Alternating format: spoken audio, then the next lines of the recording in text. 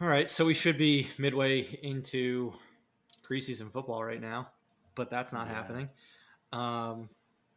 Who's ready for the season that has a super amount of question marks around it, but it does start in a few weeks as of now. Yeah, I'm ready to go. I'm getting more and more optimistic as baseball hasn't gotten shut down yet. You're right. I was definitely a pessimist on the baseball side, and after that first, what was it, day one that they had like an outbreak for the Marlins, or like the first week it was back. 4 games into the season or something. Yeah, something like that. I was like, oh shit, this is gonna be bad. But there really hasn't been too much since then. I guess St. Louis had some problems, but that's about it. It seems like the NFL is definitely, being cautious and doing what they can to try to prepare as much as possible and kind of keep the players contained. But I don't know. It's going to be interesting for sure. How do you do that? Like, how do you social distance it? Like, it's one thing with baseball where you naturally, like, if you're playing the outfield, you're all pretty well spaced. But football is a contact sport. How are you social distancing? Doug, you're outside. So I know that a lot of what I read, what the NFL is doing is the players themselves they can't like be in public, right? Like they can't be around, just random people. I think like whoever they're living with, that's really it. You can try to enforce that, but I was going to say, like, other than putting like an ankle bracelet on them. Well, didn't a player just get cut because he was in contact with someone that wasn't on the team? Like yeah, a Seattle player put a jersey on his, like, I don't know if it was like an Instagram girlfriend or something like that. Tried to sneak her in, and he got cut from the team. I mean, was he gonna make the team either way? I don't know. Probably not. I mean, when they cut Tom Brady for doing something like that, let me know. Then I'll be all ears, and I'll be afraid too. But to your point, what are they like? What can they possibly do to really, safeguard an outbreak? They really can't. Everything I've read, the NFL is not really. No one's on the same page. They're not great with being on the same page about stuff. But I mean, you look at what basketball does with the bubble city. Obviously, that works. There's obviously not going to be a bubble city in the NFL, but keep your team in the same hotel. Don't let them out. I know baseball does that when they travel somewhere. They all stay in the same hotel and they all stay in contact with one another, and they don't really go out. So that's definitely a first step towards it. And I mean, we're 2 weeks. Are we 2 weeks, or are we a week into training camp at this point? Everything seems to be pretty tame. Yeah, I think we're a little over a week now, maybe. Yeah. So, I mean, aside from, I think the worst thing I saw was that Doug Peterson tested positive and then called a meeting with the entire team to tell them that he tested positive. Oh my! And the exact way not to tell someone. Yeah. So, I mean, maybe a little more training with that kind of stuff, but I don't. They have the face guards for the people that want to wear them that go into the face masks, so they're not breathing right on top of each other. I just know Fox and Fox, ESPN, and all the NBC, they're all probably sweating bullets because this is their moneymaker for the fall. This is like the number one show on television, and I can't even imagine how much higher ratings are going to be now that people don't have things to do, like they would in a normal year. I mean, obviously, there's going to be lots of pumpkin patches and stuff like that on weekends, but since outdoor activities are relatively cool, but I have to imagine ratings for football are going to be through the roof this season. Oh yeah, and just think about like NFL Sunday Ticket. More people are going to buy it now because you can't go to your favorite bar and watch every game on every television and sit there and have a good time. So yeah, that's a good point. I mean, I know watching a team that's out of market from where we live, it may be something I have to do instead of watching a crappy stream on Reddit or something like that. So where are the discounts at? Do I get a COVID discount for NFL Sunday tickets since I have no other option? You have to have DirecTV for Sunday ticket, which kind of sucks because then you got to lock yourself into a contract. Doesn't Freeberg, our friend Freeberg, have a Sunday ticket? Yeah, I think there's I don't think he has direct. I don't think he has DirecTV. I think there's a standalone app or subscription. Actually, I know he doesn't. He has like Verizon, Fios. It used to be that you had to have DirecTV. Yeah, I don't think it's like that anymore. Yeah. Well, I know you get Red Zone with Cablevision and thing. Yeah. For Verizon up here as well. As another person who likes a team out of market from where he lives. What? You're not a Bucks fan now? I mean, I'm excited. It'd be nice if I could go to a game and watch Tom Brady and potentially Rob Gronkowski play football, but they're in your backyard now. It doesn't look like that's going to happen. They might let like 400 people in the It's Florida. They might let everyone. That's true. Well, we don't care. I know the Packers are being they're being optimistic. They've already stated that the first 2 games won't have fans there, and they said we'll see how it goes after that. How do you guys predict this playing out over the next few months once the season starts? I'm sure there'll be some hiccups. Be surprising if everything went off completely perfect, like without a hitch. Do you think everything will get shut down? There's a potential. I think it would have to be really bad. The problem with football is there's not a huge farm league that they can pull from. If your quarterback and your second quarterback are sitting there breathing in each other's mouths. Yeah. Julian Edelman will be the quarterback for the Pats this year at some point. Probably. I mean, I have to imagine. Yeah, the biggest thing I wonder is, like, let's say Tom Brady gets COVID during the season, or another, like, he drinks too much first water. stringer. He can't possibly. Way too much avocado ice cream.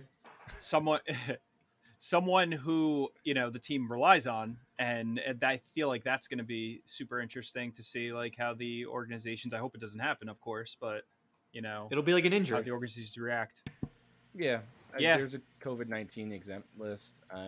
Most of these people that have been on it so far haven't produced any symptoms. So they go out for 2 weeks of quarantine and, assuming you're not. I think one baseball player had a heart condition pop up as a result of having COVID-19. And he's basically on the IL for the rest of the year. The thing that sucks about NFL players compared to baseball players are how out of shape. Well, not necessarily out of shape the players are, like linemen, but they're expected to be big dudes that are not exactly. It's not exactly healthy to be the sizes that they are. So I think they probably pose the most risk of anyone on the field, and they're always going to be breathing directly in front of people. Every single play that they're in. But I don't know. We'll see. Yeah, I'm predicting, Green Bay goes 16-0, and they'll be the last team standing that actually has a full roster, and they'll win the Super Bowl by default. And I'll take solace in that as no asterisk season, totally legitimate Super Bowl where we play no one. And I was thinking it'd be funny if, like, just out of like a technicality, the Browns wound up winning. I don't even think Odell Beckham would believe that could happen. All these years, and they win a Super Bowl with the biggest asterisk on top of it. I don't think it would matter. I think Cleveland would still celebrate it. I think if you're a Cleveland fan, you take what you can get and you gloat forever. It sucks too that this is happening because there was so much exciting changes that happened in the offseason.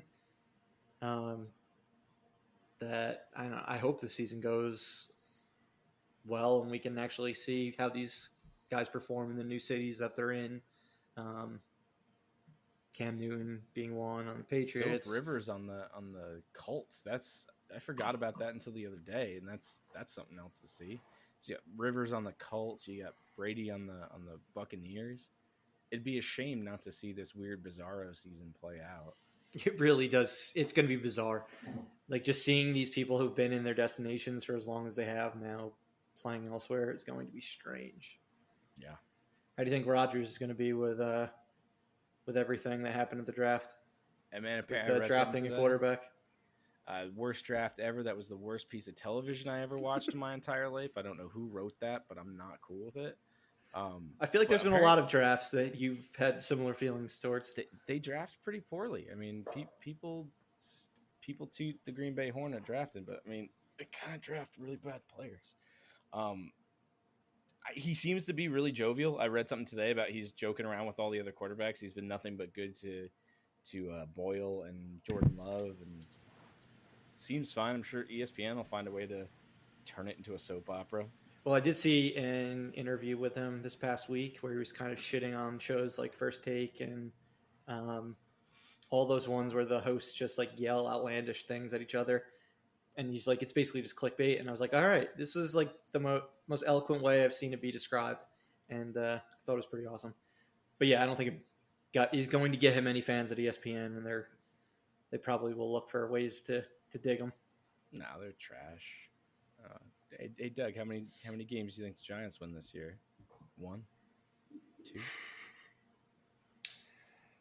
2? I think they'll win a game. A couple. Over under 4. I think over, but I think just over. I don't think so. 4.5. Like 5 or 6. Wow. Yeah, it's still a rebuilding decade. Who's everyone's early Super Bowl pick? Jeez, whichever team know. Stays healthiest the longest. Yeah, that's what it's going to be. Survival of the fittest. Yeah. Who's the youngest team in the league? Yeah, that's a good way of looking at it. Yeah. I got to go with the homer pick. Like I said, 16-0 Green Bay Packers. No teams left at the end of the default Super Bowl. Put the ticker tape parade down. Let's go. You heard it here first. Live, breathe, film. Super Bowl champions. 16-0 Green Bay Packers. Sports. Live sports film. Hey, Barstool Sports posts more entertainment stuff than they do sports, so anyone can do anything.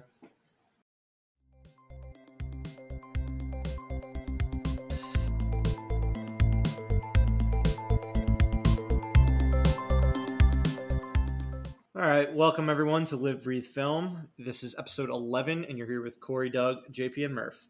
Thank you, as always, for joining us. Our main topic for today is films set in the future. We're going to be discussing films that got things mostly right, somewhere kind of in the middle, and then ones that are just straight up wrong. However, before we get to that, let's run through some news and what we watched over this past week. So, for news, this week we're going to start doing with a preview of DC Comics FanDome event. It's taking place this Saturday. What is this Saturday? The 21st? 21st, right? 22nd. 22nd, sure. So August 22nd. It's kind of the Comic-Con of DC for this year, since Comic-Con was very limited in comparison to usual. Didn't have the in-person event. But DC FanDome is going to be a way to have that kind of convention experience, but online. So it's going to have a bunch of different rooms where you can go to watch certain panels.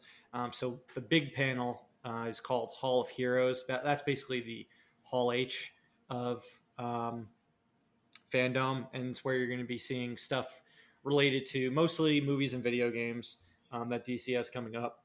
So they've got panels for Wonder Woman 1984, for the Batman, the new one with Robert Pattinson.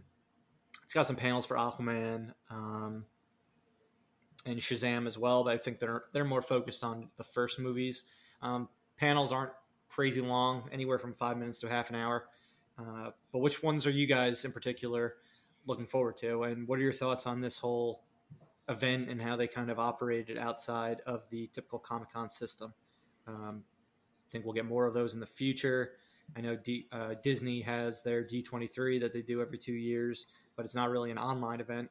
So this is really the first one where everyone gets a chance to go. It's free and takes place pretty much for the entire day, and the panels are available for 24 hours. They're doing something very interesting and very clever with the situation we're in, and I think like having different panels behind different types of rooms is very interesting, and I think that it'll probably end up being really cool, hopefully. It's a neat setup. When this whole thing first started, part of my work there was a convention that goes on every year in San Diego, and I don't get to go typically to that because my company won't pay for me to go, but I got to actually attend this. It was a 4-day convention held entirely online, and it was really cool to see because you'd have these keystone speeches, and then you can go off and do your own things, sort of like this, where you can click and see the panels that you want to see and not see the panels, and you don't have to wait in line for anything like that. I think it's a really, really cool structure, and I really hope we see more of this in the future because, I mean, Comic-Con is cool. I've never been, but it looks like an absolute blast.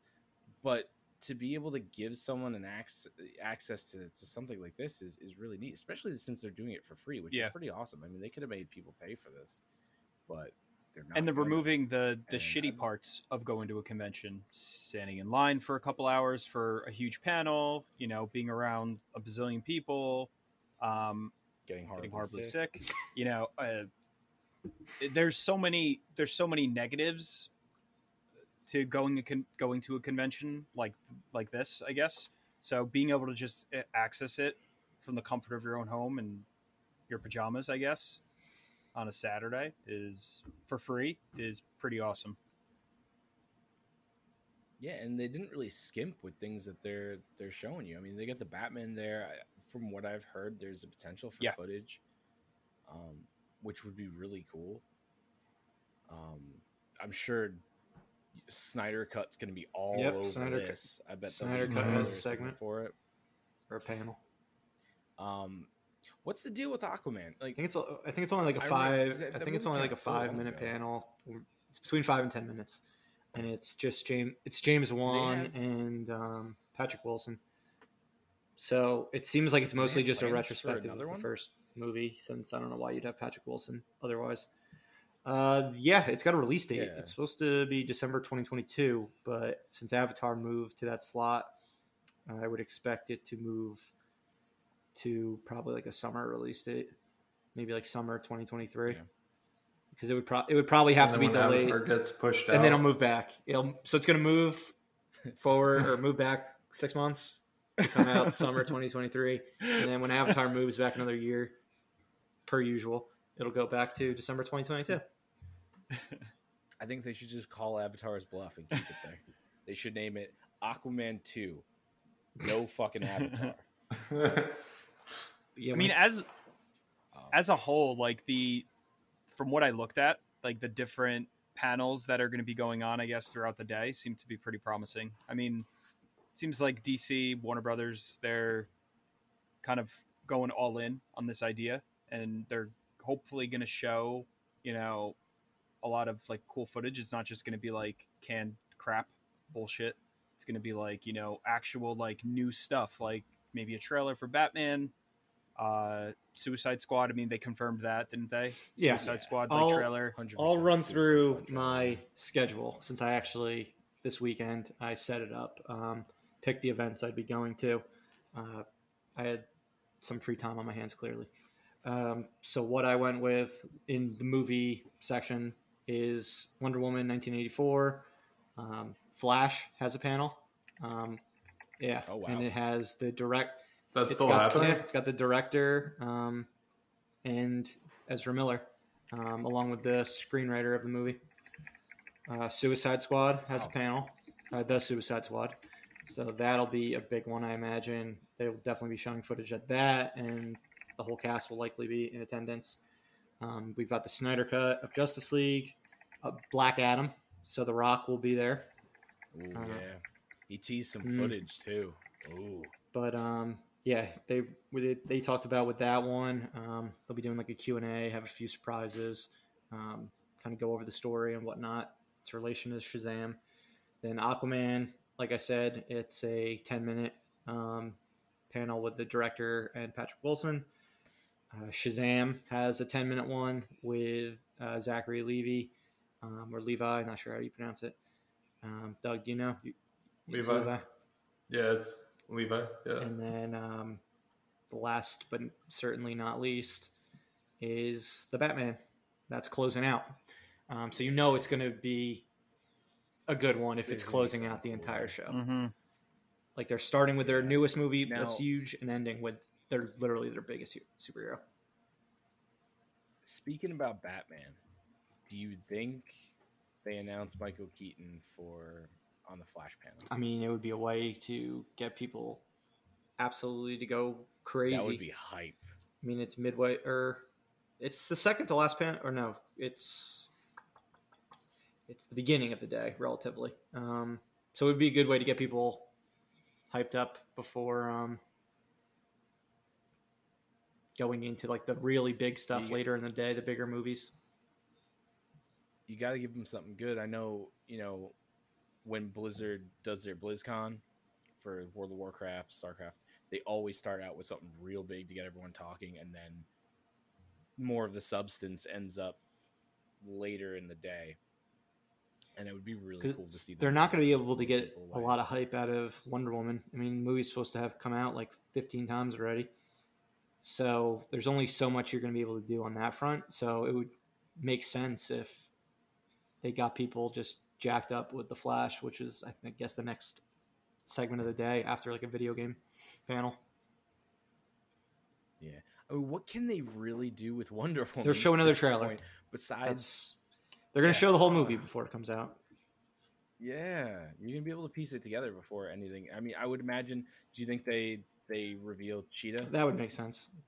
It's pretty surprising that's yet to happen. Leaked everywhere on the internet. The fact that it hasn't officially happened yet, I would think that would be probably the way to go. Maybe have some more stuff like with how Chris Pine could possibly be in the movie. Yeah. Other than that, I'm not really sure. Be interesting to see for sure.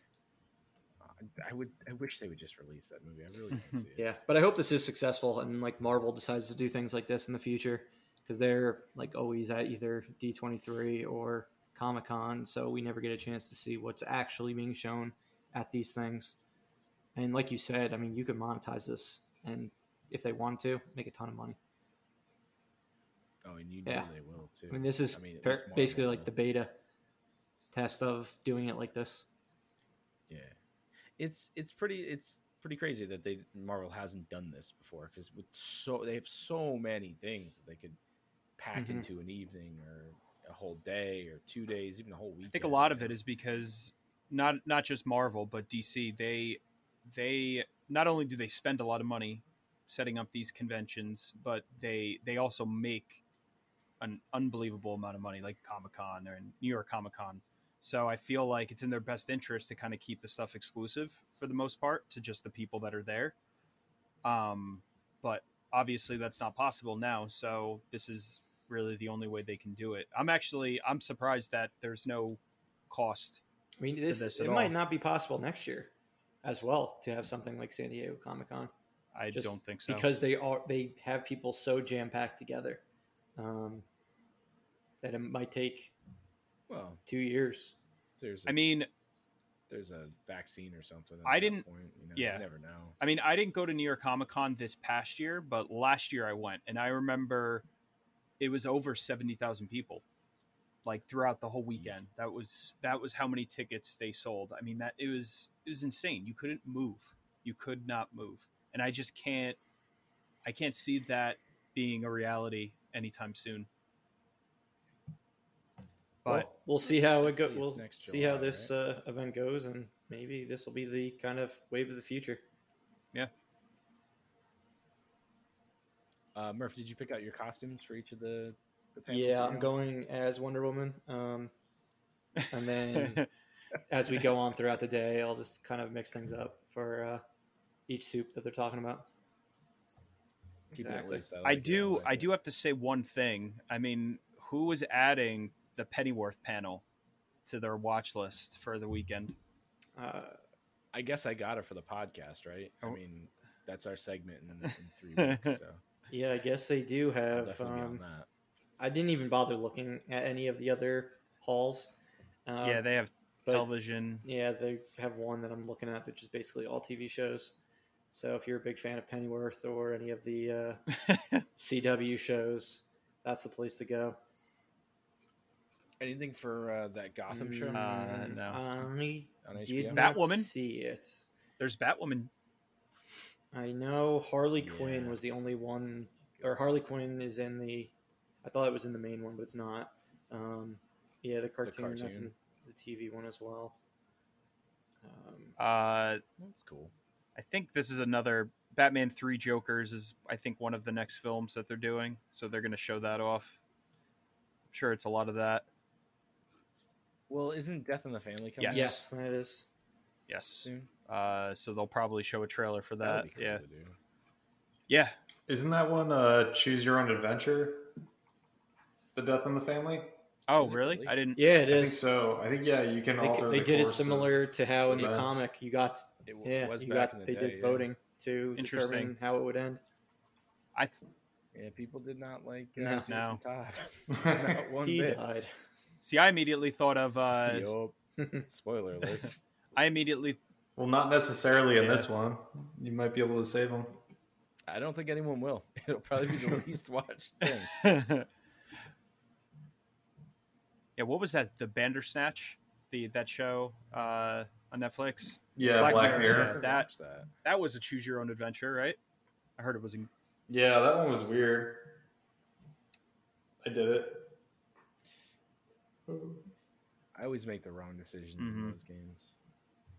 I played one recently. There's a tabletop version of it. And I got mauled by monkeys because I wanted to watch it. They were playing music with guitars and stuff. I went over and watched. The closest I can think about like a choose your own adventure thing is when you're playing like a Grand Theft Auto game and then it gives you like the options at the end, like of which to do. But then I'll just save it right before then and do all the different various endings. I'll start with the one that I really want to do and then just do the rest. But ultimately, I get to see everything that happens. It's like Grand Theft Auto is like, do you want to be a low life or an extra low life? Choose now. Right. Do you guys envision an entire like actual teaser trailer for the Batman, or I envision they show me the movie. like a blowout type of thing, or do you think they're just going to show? I think we get a new Pattinson in the costume. My guess is Suicide Squad trailer, but I don't think we get a trailer for the Batman. I think we get a look at how he's going to look, maybe some footage, but not a trailer. Yeah, I just don't think they probably have a lot of footage at this point to show. Yeah, but it'll be enough to get people excited, I'm sure. I mean, just that image of the suit was enough to get people talking for weeks. So yeah, and that score too is something else. And they're gonna. It would be too many many. trailers because like we just said, they're likely going to show a Wonder Woman trailer. I would imagine we're going to get some sort of Suicide Squad trailer. Yeah. We're going to get a Snyder Cut trailer. That's basically been said, I believe. And then, yeah, I just can't imagine them dropping 4 trailers in one day. Also, the trailers for the video games. You know, we have the two Batman, DC Universe video games that we're going to be getting. So, Suicide Squad. Yeah. I think we get 30 seconds of the Batman. That's what I'm saying right now. I think maybe they'll drop something like how the Nolan sequels had those first trailers that were basically like just voiceovers and no actual footage. Remember the ones where you first heard the Joker's laugh? Yeah. And then the one where it's basically just Gordon and Batman talking to one another. Yeah, how I could envision it would be something like maybe they show the bat suit in motion in not a red light, and they have a voiceover of Gordon or the Riddler. I would love to hear something about, the Riddler. Maybe they'll have stills to go along with it. Yeah, I'd love to hear how Pattinson sounds as Batman. Yeah, that would be. I imagine he's probably gonna have like a good voice, just based on like the range that guy has with his acting. I'm sure it'll be good. Yeah, well, we'll absolutely recap how this event goes next weekend, or this weekend. We will talk about it next week. You can even put something up on our socials as it's going on. Yes, kind of some breaking news and things like that. But speaking of breaking news, today they made the announcement that Planes, Trains, and Automobiles, the classic John Hughes film starring John Candy and Steve Martin, will be remade, and it will be starring Will Smith and Kevin Hart. We don't know much else. I don't believe they announced a director yet. But this is a case where you are remaking a fairly classic film that doesn't really have things that need to be improved on. And they're putting two A-list actors in it. I imagine it will make a lot of money. But is it necessary? You think certain films just shouldn't be touched? What are your guys' thoughts? Yeah, I mean, I think this is like, it might not be a disaster, a complete disaster. It might actually end up being pretty good, but it's definitely a film that does not need a remake. I think the original still stands, on its own and still very good. But there's a lot of kids that probably have never seen the original and have no interest in seeing it, and updating it with Will Smith and Kevin Hart will probably get people, in movie theaters, I guess, if the movie theaters are open by then. See, I think you can only do anything to tarnish the movie's reputation, because it's going to be Get Hard 2. The crappy movie starring Will Ferrell and Kevin Hart again. Like, I don't know who cast them in this movie when the last time they came together in a movie was so unfathomably horrible. No, this is Will Smith, not Will Ferrell. Oh, Will Smith. This Sorry. is wow. I'm on another Big Willie world. style. Big Willie style. I still think it's gonna be fucking horrible. I mean, the only I think the only saving grace is that, I mean, I don't think Will Smith and Kevin Hart have been in anything together, but I like both of them. I think they're funny. Will Smith's a good actor. So is Kevin Hart. I guess it kind of depends on the script. I mean, if the script is actually unique and kind of goes in a different direction than the original, it could be good. We don't need it. Why make the movie? Why make the movie? If you're going to make a script that goes in a different direction than the original, why remake the movie? Just name it something else. Because they could do a remake, but do a different version of it. It's because people. It's basically just trying to milk IP to right. Yeah. Different to grab an people audience. know the name of the movie, and so they're going to go see it. But I feel like that never works out. They tried that with Vacation as almost a direct sequel, but the same movie with Ed Helms. It worked in another Kevin Hart movie, though, Jumanji. It did. That's a good call. Yeah, that was one where they took existing IP and completely changed it up. While still living in the same universe. But, yeah. Yeah, I mean, so they didn't try and reboot the movie, though. It's not like a reboot of Jumanji. Yeah, no, it's more of a sequel than a... Yeah. Yeah. So I'm a believer in certain movies, they just kind of catch lightning in a bottle and you're not going to be able to duplicate it again. So like Planes, Trains, and Automobiles, I don't think they're going to duplicate it. Since Will Smith, he had a hit. I mean, I feel like it's been 1 year. It's been a while, right? He had Aladdin last year. That's true. I mean, he does well when he does things that are based on something. He does not do well with original things anymore. So Suicide Squad was a hit. Aladdin was a hit. What was Gemini Man? Suicide Squad considered a hit? Made a lot of money. Really? Gemini Man was a bomb. After Earth. Didn't Bad Boys do any pretty movies good? made since like 2010. Men in Black 3 was a hit. Mm-hmm. Concussion. And Didn't Bad Boys 3 do okay? Ones, not so much. Yeah, I mean, it definitely doesn't need to exist. For sure. It doesn't. It really doesn't. I mean... Yeah, I'm of the opinion, and I can't say this is my own opinion. One movie writer, critic, Drew McWeeny, right, has regularly said that, in his opinion, that people shouldn't be focused on remaking classics. They should be focused on remaking films that had good premises and they failed at living up to the premise. That I'm kind of more of that opinion, where if something just didn't work out, but really like it should have, that's the one that you should attempt to tackle again versus something that has already worked out perfectly and you're not going to do it better than it was originally done. So what's a movie that you think had a good premise that could be remade with Will Smith and Kevin Hart? Put me on the spot. Let me think for a sec. Hey. Come back to me on that.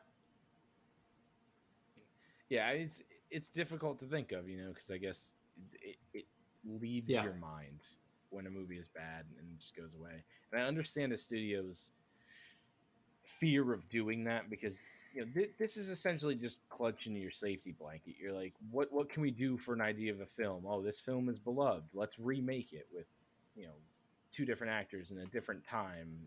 Where honestly, it probably doesn't even hold up the premise of the movie in modern day, and it's just a safety blanket. So people know this, they'll like it, but then instead of trying to make you make a bad movie good, they say, oh, but it has the name. They're not going to like that because they didn't like the last movie. They have no guts to do this, and they're just falling back on these stupid ideas that don't work. Well, it's creativity, lack thereof. But I have one movie actually, shit movie. But how about giving Will Smith another chance at Wild Wild West and have him with Kevin Hart?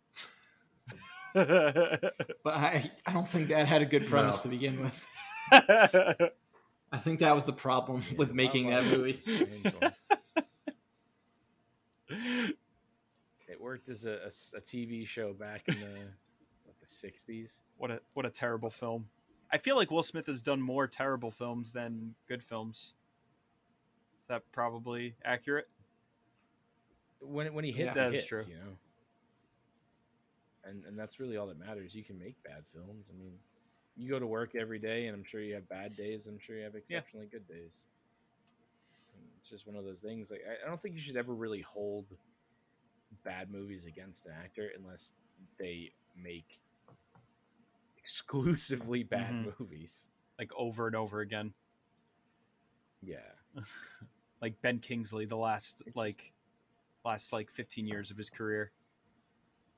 Man loves video that's game true. movies. And Uwe Boll, wasn't he in like almost every Uwe Boll movie? I feel like. He must have been. I don't know. Fact check myself later. Murph, you still thinking back there? Yeah. I'm not good at this game. I mean, it's I think that's inherently the problem with it, though. Yeah. Right? Is you have a bad movie, it flops, it goes away. Even if it had a decent premise, it's sort of tainted. And I get it, and like maybe dust the script off, turn it into something else, don't put the name on it, and go to town. I'm sure there are scripts out there that deserve a second chance. But why recreate a movie that's just it was lightning in a bottle the first time you got it? I mean, I'm looking at you, Ghostbusters 2016. Yeah, that movie is absolute garbage. It's unnecessary too. It's just make your own Make your own IP. The only time that I can say that remaking a movie can be, done in a positive way is if the movie, was good, the original one, but if it's just completely outdated for the times, like in every way. And, that could be a way to remake it, something. But a lot of times I feel like it's movies that are more than 20 years old at that point, completely out of like the public eye. And generally not cult classics. Oh, yeah. And Doug brought up, I think he got kicked off at the time, Bad Boys 3. He just had a massive hit this year, Will Smith. Oh, there you go. Yeah. But again, it was a sequel. It was established brand, and that's where he hits. Yeah. But yeah, I think maybe we could do another segment sometime on films that didn't reach their potential that we could like recast or something like that. Maybe down the road, because I can't think of anything right now, and I've been trying. Yeah, it's not easy. It is not. But let's move on to what we watched over this past week.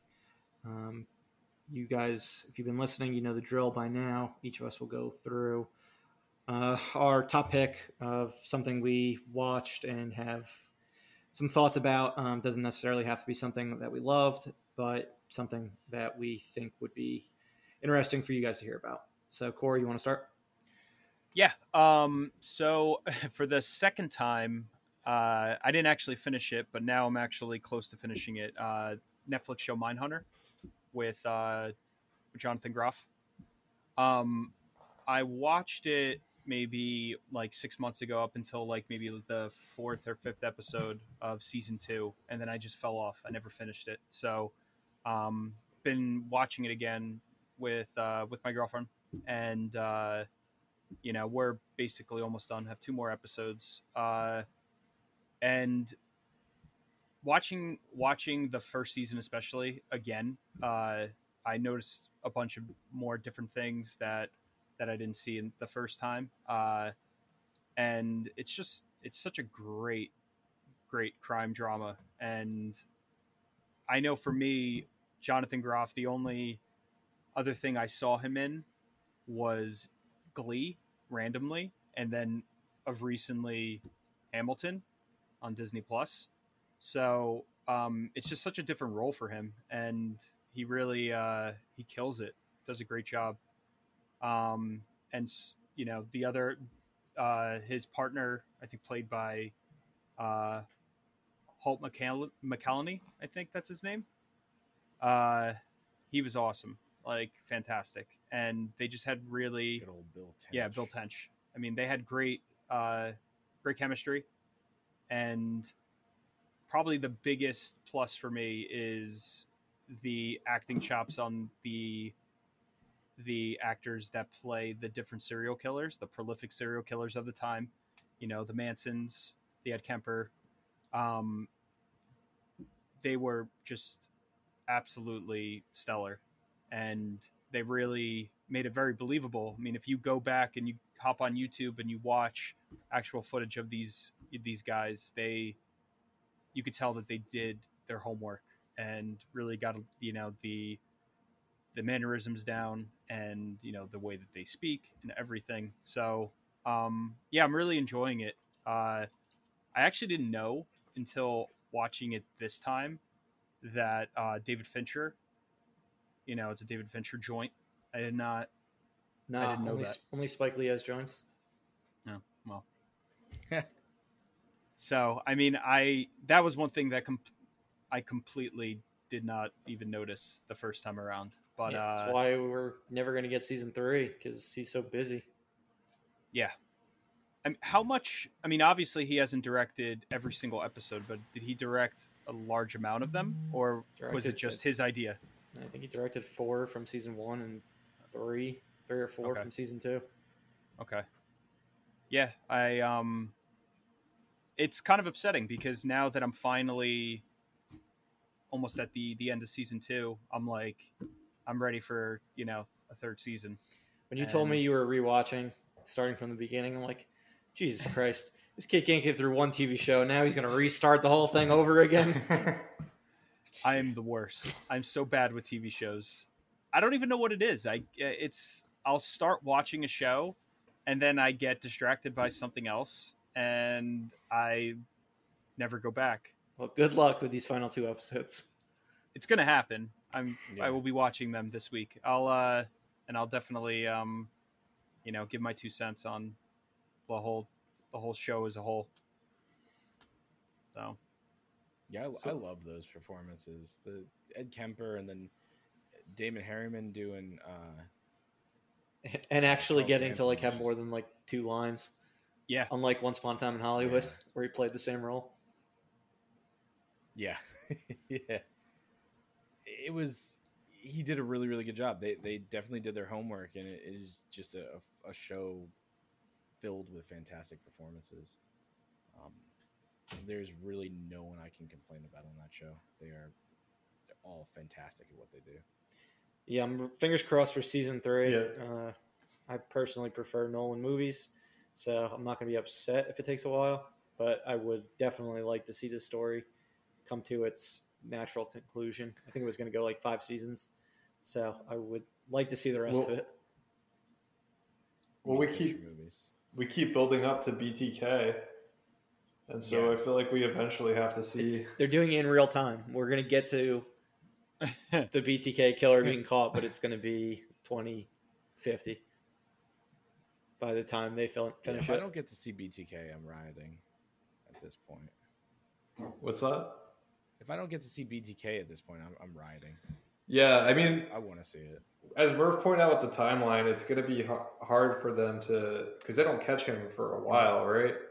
Yeah. So it's just going to be picking up the pieces until he stops killing.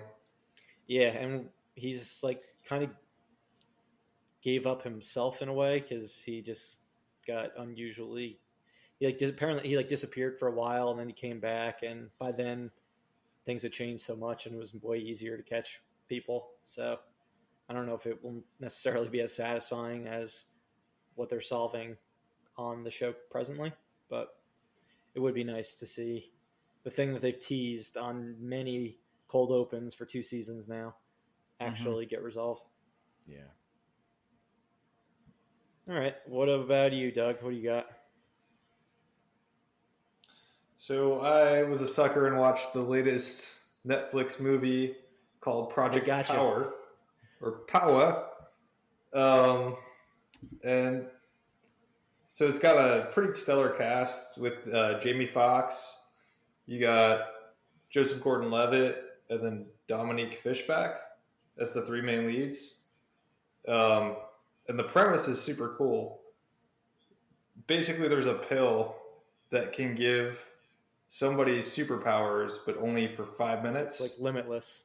And limitless. Except for it's like you're getting Marvel or comic book superpowers. Gotcha. And you only get it for 5 minutes. And you don't know what your power is going to be until you take the pill, because everyone's got like their own unique power. And like some of them is like are really shitty and you can just like explode. So there's like a risk, and it's like made its way onto the streets as like a drug that's being dealt. And so like a lot of like criminals and like low lifes are taking the pill to like commit a crime. Like this one guy can go invisible, and so he like robs a bank. And if they take it multiple times, do they get the same power every time? Like, is it based on their DNA? Yeah, they get it's based on whatever your genetic code is. You get the same power. So I thought it was a really neat premise. The way that they get their powers is sometimes like horrifying. Like Machine Gun Kelly is in it. Interesting. God. And his power is like fire related, where he just like lights on fire, but it's like horrifying. Like when you meet him, like half his face is like all fire burned and his hair is all fucked up. And like when he lights on fire, it's just like, it looks so painful and horrible. And that's kind of hurt him. Yeah. Like they did that in Venture Brothers too. It was a guy that got fire powers and he just screams the whole time. It's basically like he's lit on fire and like he doesn't burn up like a normal person would burn up, but it definitely like fucks him up, like where his skin's got like melted away and horrific. And that's how I would say a lot of their powers are. Like people get a power and it's like not always like a fun experience. Like the fire and turning into ice power both look horrible. So it's more like you don't want that power at all. It's more grounded in terms of the result, I guess. Yeah, it's not like you're not flying. You don't flame on and just fly around as like with fire powers. No, you're just like a guy that lit on fire. But I thought like that scene with Machine Gun Kelly lit on fire, I thought looked awesome. So I thought like the graphics, the CGI was really well done. The premise was super cool. So the story is pretty generic. Jamie Foxx is looking for his daughter from some like secret organization that kidnapped her. The Dominique Fishback, the black character, has like raps, which I thought, I don't know, just kind of didn't really. That's her superpower. I just felt like that's her superpower. No, I don't think she ever got a superpower, but it was like her career. She wants to rap, and it just kind of felt like a very generic storytelling, like a super cool premise, well executed. Everything's very cinematic as far as the way it's filmed, with like wrapped in a generic story. I thought all the acting was great. Jamie Foxx did a fantastic job with the movie. I think if you're itching for a movie, especially like a superhero-ish movie, check it out, because there are cool moments. I thought overall it was a fun movie, but I'm still holding out hope for the boys to just blow me away in another month. A couple weeks away. Yeah, it's not far. All right. So he's like the Sandman from Spider-Man 2. Or what is it? Spider-Man 3. I have a daughter. She's sick. Yeah, he's got a daughter, and he's got to find the daughter. I'm not a bad man. Not a bad man. My daughter. JP, you had a classic film that we've talked about before. Yeah. I found myself in the woods this weekend with like pretty limited things to watch, but I ended up watching Forgetting Sarah Marshall, and it's a movie that I forgot how good it was. It's got a lot of really great parts in it that I had forgot about, and the ending is fantastic. And it's just really beautiful to watch because most of it takes place in Hawaii. You forget how great Russell Brand was when he first came on the scene, and the music in that movie is fantastic. I remember we used to listen to Infant a lot, pretty regularly driving around, and those songs are still hilarious. The music video is just outstanding. Yeah, we were all big on that film. It's a great movie. But yeah, it wasn't surprising that we all were crazy about Russell Brand for 5 minutes, because he just has an electric performance as Aldous Snow. Mm-hmm. Oh, he really does. And he's that really likable, unlikable character that you feel kind of gross for liking, even though because he's kind of a degenerate human being.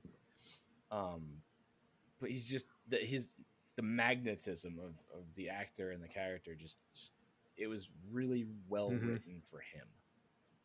And Jason Segel is fantastic. Kristen Bell and Mila Kunis are really, really good.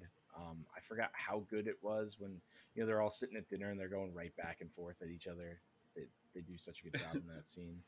And like you said, all really like just random people in the film, because there's a lot of people. Got Paul Rudd, Bill Hader, Jack McBrayer, Jonah Hill. Jonah Hill's. What else we got? Liz Kukowski, I believe that's her name. The one who's Bill Hader's wife, an SNL writer. Yeah, just so many people that steal the show like every time they're on the screen. I think we found ourselves laughing most of the Jack McBrayer stuff. He is really, really, really funny in the scenes that he has in this movie. I think everyone was just really, really digging that. They found that hilarious. Yeah, you forget how good this movie is because at least I remember every time I go to look and watch it, I think, oh, it's just, it's a breakup movie, it's a relationship movie, but it seldom gets very sappy without being funny. And it does a really good job to show you, the different stages of breakup and getting over it and finding new people. Yeah, I mean, the worst part of it is the beginning of the movie, and it's hilarious. Yeah, it's really awkward, and you forget that. So my sister-in-law, has, I guess, only ever seen this movie on television. So she doesn't know the two penis scenes. Oh man. So that was funny to see that reaction. I guess that would have been a Doug moment where you just watch the movies on WB, and then all of a sudden they're swearing in RoboCop and violence and holy shit. It's Jason Segel's schlong. Yup. Yeah, I forgot about the second time too. I don't think I was prepared enough for that at the end of the movie. But sure enough, there it was. I was thinking about the "You shall not pass" part. Yeah, I think I died when we saw it in theaters just because it was so unexpected. When they're just going through his mundane week, and that's kind of how it closes.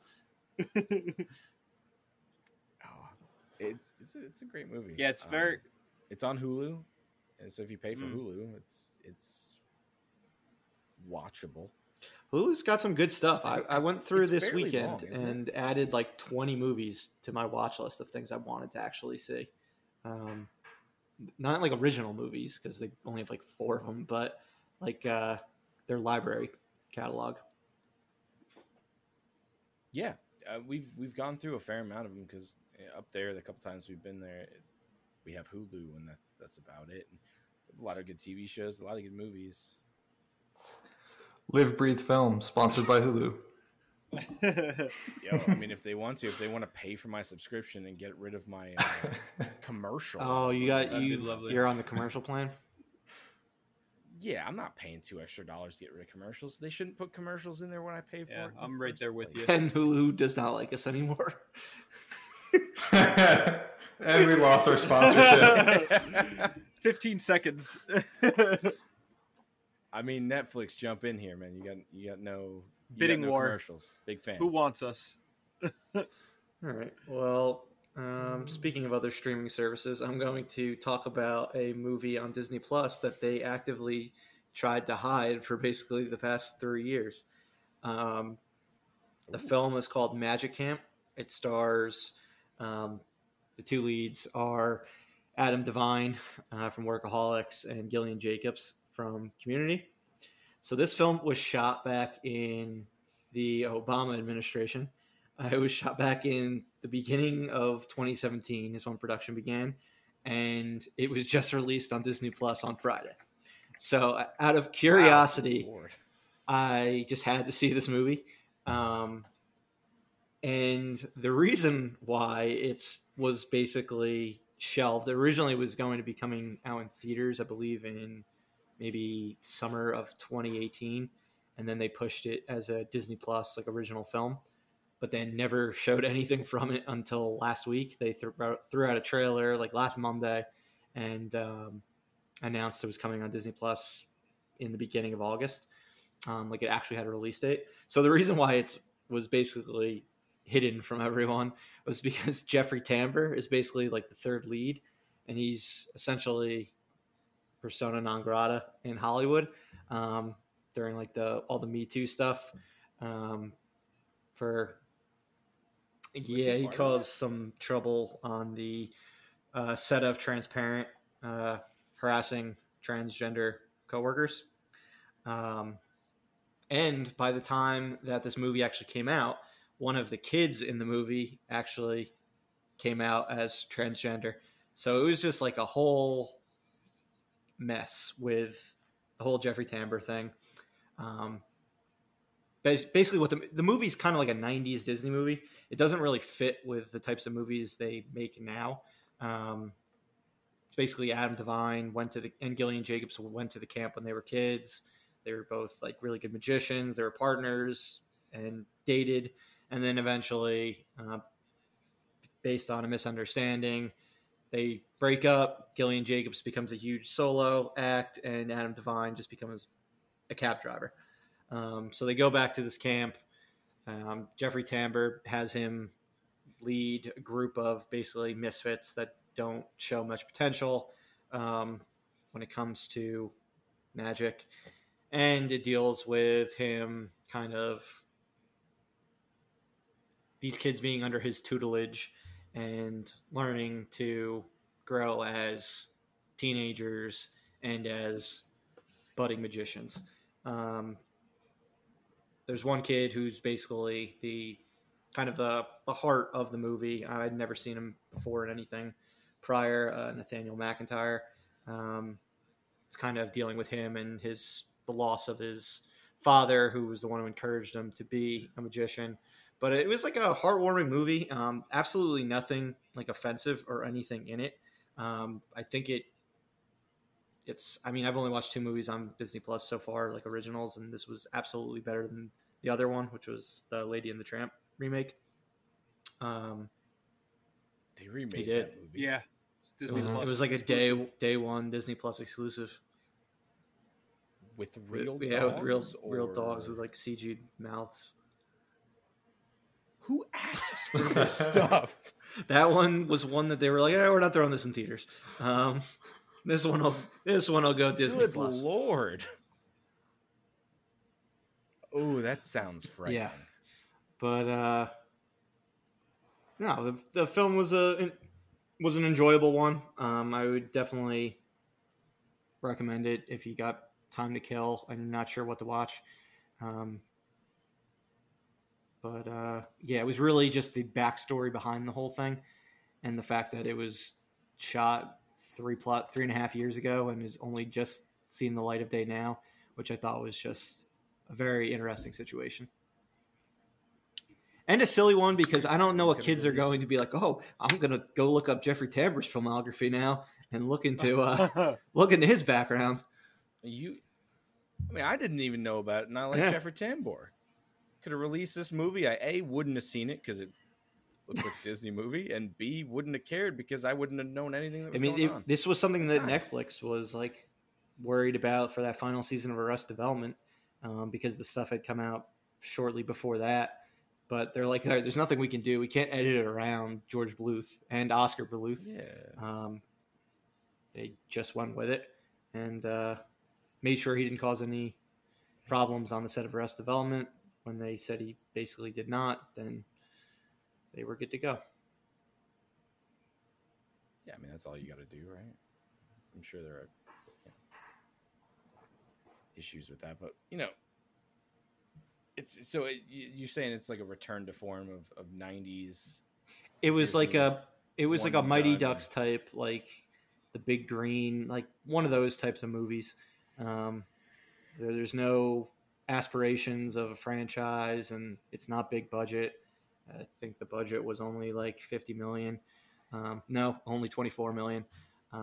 So it was made on the cheap. Wow. At this point in time, Disney really only makes live action remakes, Marvel films, Star Wars films, Pixar films, their animated films, and their Disney nature stuff.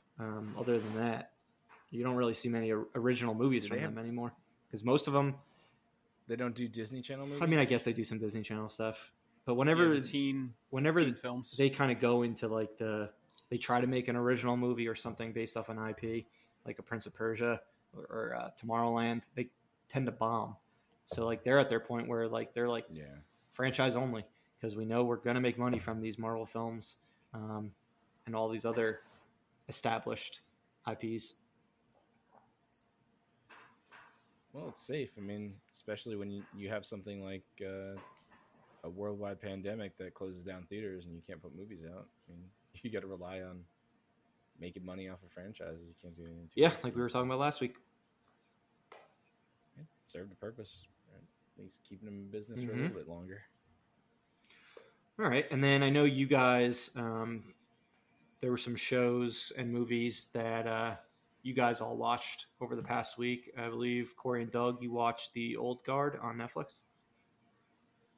Yeah, I think both of us watched it within a couple days. I know I watched it, a week ago or so. I was pleasantly surprised. Definitely, it didn't blow me away, but one thing that obviously Charlize Theron, she's in it, she stars in it, she's very good. The rest of the supporting cast is good as well.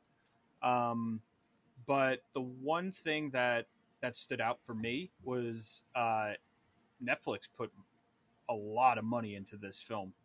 The action was really good, really entertaining. For the most part, the plot was pretty entertaining as well. I think it's based on a graphic novel, of course. I mean, a lot of these are. It is.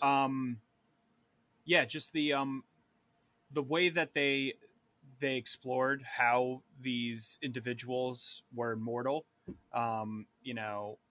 It was very interesting because it wasn't all positive. A lot of it was pretty horrific. They lived through all of these different, prolific time periods, and when they died, they felt the pain, and then they would just come back to life in a very horrific way. But it was very much like a popcorn flick, something that if the movie theaters were open, you could go see, on a Friday night or whatever, just to get out of the house. But I really enjoyed it. I thought it was fun. What did you think, Doug? Yeah, I have to agree. I really liked it. As you mentioned, it follows a group of like mercenaries, right? People that are immortal. Yeah, they're mercenaries, but they're. Well, I don't know that I don't know that they necessarily get paid. But it's a group of people that are immortal. They don't know why they're immortal. They just know that they're immortal.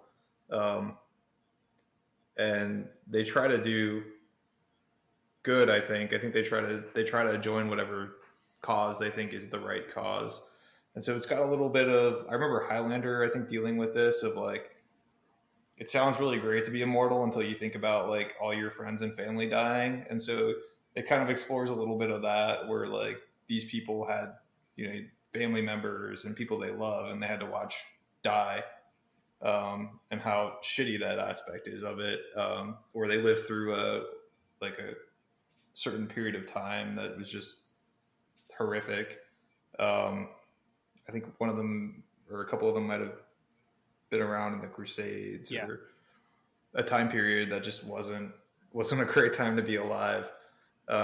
So that part was interesting. The fight choreography, as Corey mentioned too, was probably one of the highlights.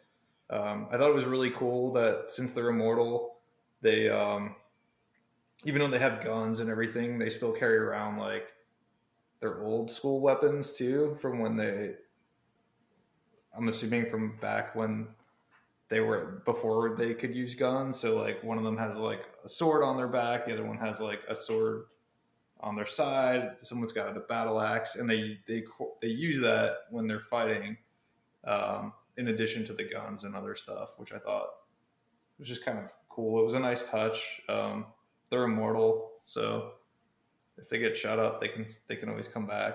But yeah, it was a fun movie. I think the guy that wrote the comic actually wrote the screenplay or was pretty heavily involved in this one, which was kind of neat.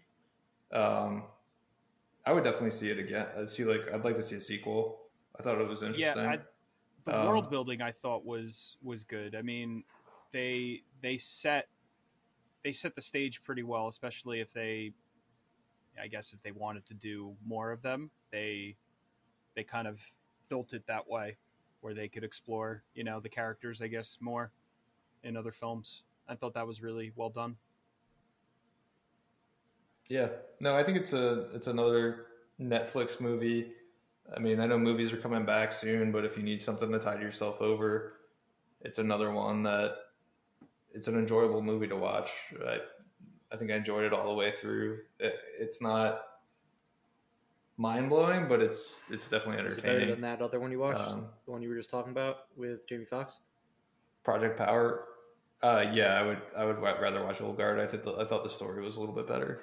Also has, which I noticed towards the end of the film, it has the actor, name escapes me, but the actor who plays Jafar in the live action Aladdin from last year, which I've never seen him in. Oh, yes. How could that ever escape you? And he was actually, I mean, he was forgettable in that movie, but he was very good in this. I actually really liked him. So. And then you guys, sorry, sounds JP. cool.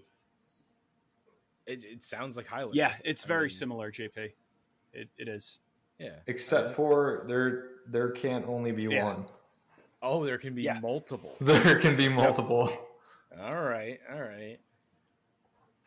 And then all three of you watched the season premiere of HBO's Lovecraft Country, correct? Yes, we did. I attempted to, but I was too tired, so I'll catch up this week. Similar to Perry Mason. Maybe, Doug, you'll finish the season, or we'll do exactly... Or maybe I'll stop after this episode. This is exactly how our Perry Mason watch started. Crazy, man. With the three of you watching, even though I was hyped for it, and then you just left. Just fell off. Doug fizzled out. I don't know how you can fizzle out from this one, because it grabs you and it brings you in pretty quickly. HBO has another really well shot period piece on their hands right now, at least in my opinion. I agree. Everything looks beautiful about this. It's set in the 50s. It's got that real feel about like you're right there in the 50s. It goes across America, so you see all sorts of stuff that's going on at the same time, from Chicago to the Deep South to Massachusetts. I love Lovecraft lore, and this was cool. My only gripe is I think they did too much too fast. I think they could have built a little bit more suspense for the big payoff, but I'm definitely bought in. What about you guys? Yeah, Doug and I were talking about this earlier, and I definitely thought it was very good. I ended up liking the character building and the world building that they did for the first, 40 minutes of the show, I guess. But I definitely thought that it was paced a little slower. And there were some times that, I was getting a little bit distracted and uninterested, but I was happy they did that in the end, because the three main characters that you follow throughout the episode, I really, really liked them, and I was very interested to kind of see like where their stories go. But I mean, it's Halloween season now. It's getting to that point, and I know I'm ready for like the spoopy stuff. So is spooky season. I do like the characters as well. They're pretty great. I always find myself rooting for none of them to die, because I like their story. I want to see it continue. And it was it was just like you said, it was well shot. It was very unsettling throughout, even if it wasn't horrific, like in a traditional horror way. It was unsettling from the first moment to the end. And that's what a Lovecraft story should be. I just thought they broke the unsettling too soon. Yeah, I agree. And I don't want to spoil it for Murph. Thank you. But it's something we can probably talk about later on. But what about you, Doug? Yeah, I would have liked a little bit more tension building. Yeah, I thought part of the movie, or part of the TV show, felt almost like a different TV show, which was definitely the more attention grabbing, the latter part of it. But it was just weird how it almost felt like the two pieces didn't necessarily fit together for me. But I enjoyed it. But it just felt like, and I think it was supposed to be done that way. It just felt like at some point it just kind of flipped the script on what I was expecting, where I was expecting it to go. Yeah, I feel like you were waiting for them to build the mythos and then release these things on you, and then it just changes genres really quickly. Yeah, and it was almost a little jarring because of that. And I don't. That may have been what they were. That may have been what they were going for. Was that? I was telling Corey too. You could tell they don't have Game of Thrones money, Watchmen money. Yeah, based on some of the production, but still enjoyable for sure. Yeah, like, would you have liked it better if they saved that ending of the first episode for maybe the second episode and worked it in a little bit more, maybe a little bit more of that? Just I think you hit it dead on. Where yeah, I'm so used to some sort of like lore and mythos being established first, and so because I felt like we didn't really establish it. It just, that's what made it feel, I think, like there was a jarring change. It looks. I watched some of the HBO spoils the entire series. I didn't watch it. I just did. I had my wife watch it and talk to me a little bit, and it looks like they're gonna. Because I was putting the garbage out, and I walked in, she was watching, and I covered my ears and I started screaming, because that's just a typical night at our house. But then when I realized she was watching that, I started screaming more, and she said that it looked like it's gonna take more turn, and they're gonna do a little bit more of the suspense building, and I really hope they do. The end of the episode, the very end, where it gives you more questions, and you get that weird sort of like, I was sitting there just like, where are we gonna go with this? I felt giddy. I wanted to know more. I kind of wish they would have done like a 2-night premiere. I always get real greedy when it comes to that. When I get a show that I like, I get greedy. I want that second night episode, another hour. 24 did that to you? They did. They ruined me for most of my 2 life. nights, 4 episodes. I mean, yeah, that was a. It's all been 2 nights with Jack Bauer in terms of premieres. Yeah, Jack Bauer power hour. I'm excited. I mean, I feel like this will be something that, at least me and Corey talk about, and then when Murph hops in, I'll be ready next week. We can spoil it all for Doug when he doesn't watch it. And I'll fall off by next week. I hope you stay with it, Doug. Yeah, I think one last thing that I know I said this to Doug. Ironically enough, I feel kind of very similar to how I felt with Perry Mason after the first episode, where I was intrigued and I did not know where it was going to go. So hopefully it keeps building, in a positive way, and it keeps throwing the horror and suspense at us. What were your thoughts on the 3 leads? I thought they were fantastic. Yeah, they were pretty great. The main lead I really liked. I forgot her name, but I remember her from Birds of Prey, and she played Canary. Yeah, Journey Smollett. Yep. Yeah, Journey Smollett. Yeah, Jussie Smollett's sister. Full House, right back in the day. Yep. So she was awesome. But the 3 of them, were very good together, and the characters were super interesting. So, yeah, I like the uncle character. He's the actor that played Johnny Cochran. Yeah, I'm excited to see him in something else because he was so good. Interesting. On that. He still kind of gives me a little bit of the Johnny Cochran vibe. He did such a good job playing him. And this character is not Johnny Cochran-esque, but very comfortable in his own skin, and it definitely comes out a little bit there. I love the 3 main characters. The younger actor, male actor on the show, lead is I saw him in The Five Bloods earlier this summer, and he was good in that one. Oh, he was in that? Yeah. I still have to watch that. Oh, yeah? Yeah, I like him as an actor. I think I like his character the most, followed by the uncle. The uncle builds sort of the story for the whole thing. It's a good show. I'm very much looking. Yeah, and it'll be cool to see. I know, like you said, I mean, with Lovecraft like horror. I mean, I enjoyed that as well. So it'll be cool how they weave, the different mythos and stories monsters, I guess, into this.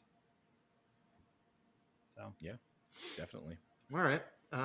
Well, let's go on to our future presentation. Dun, dun, dun, dun.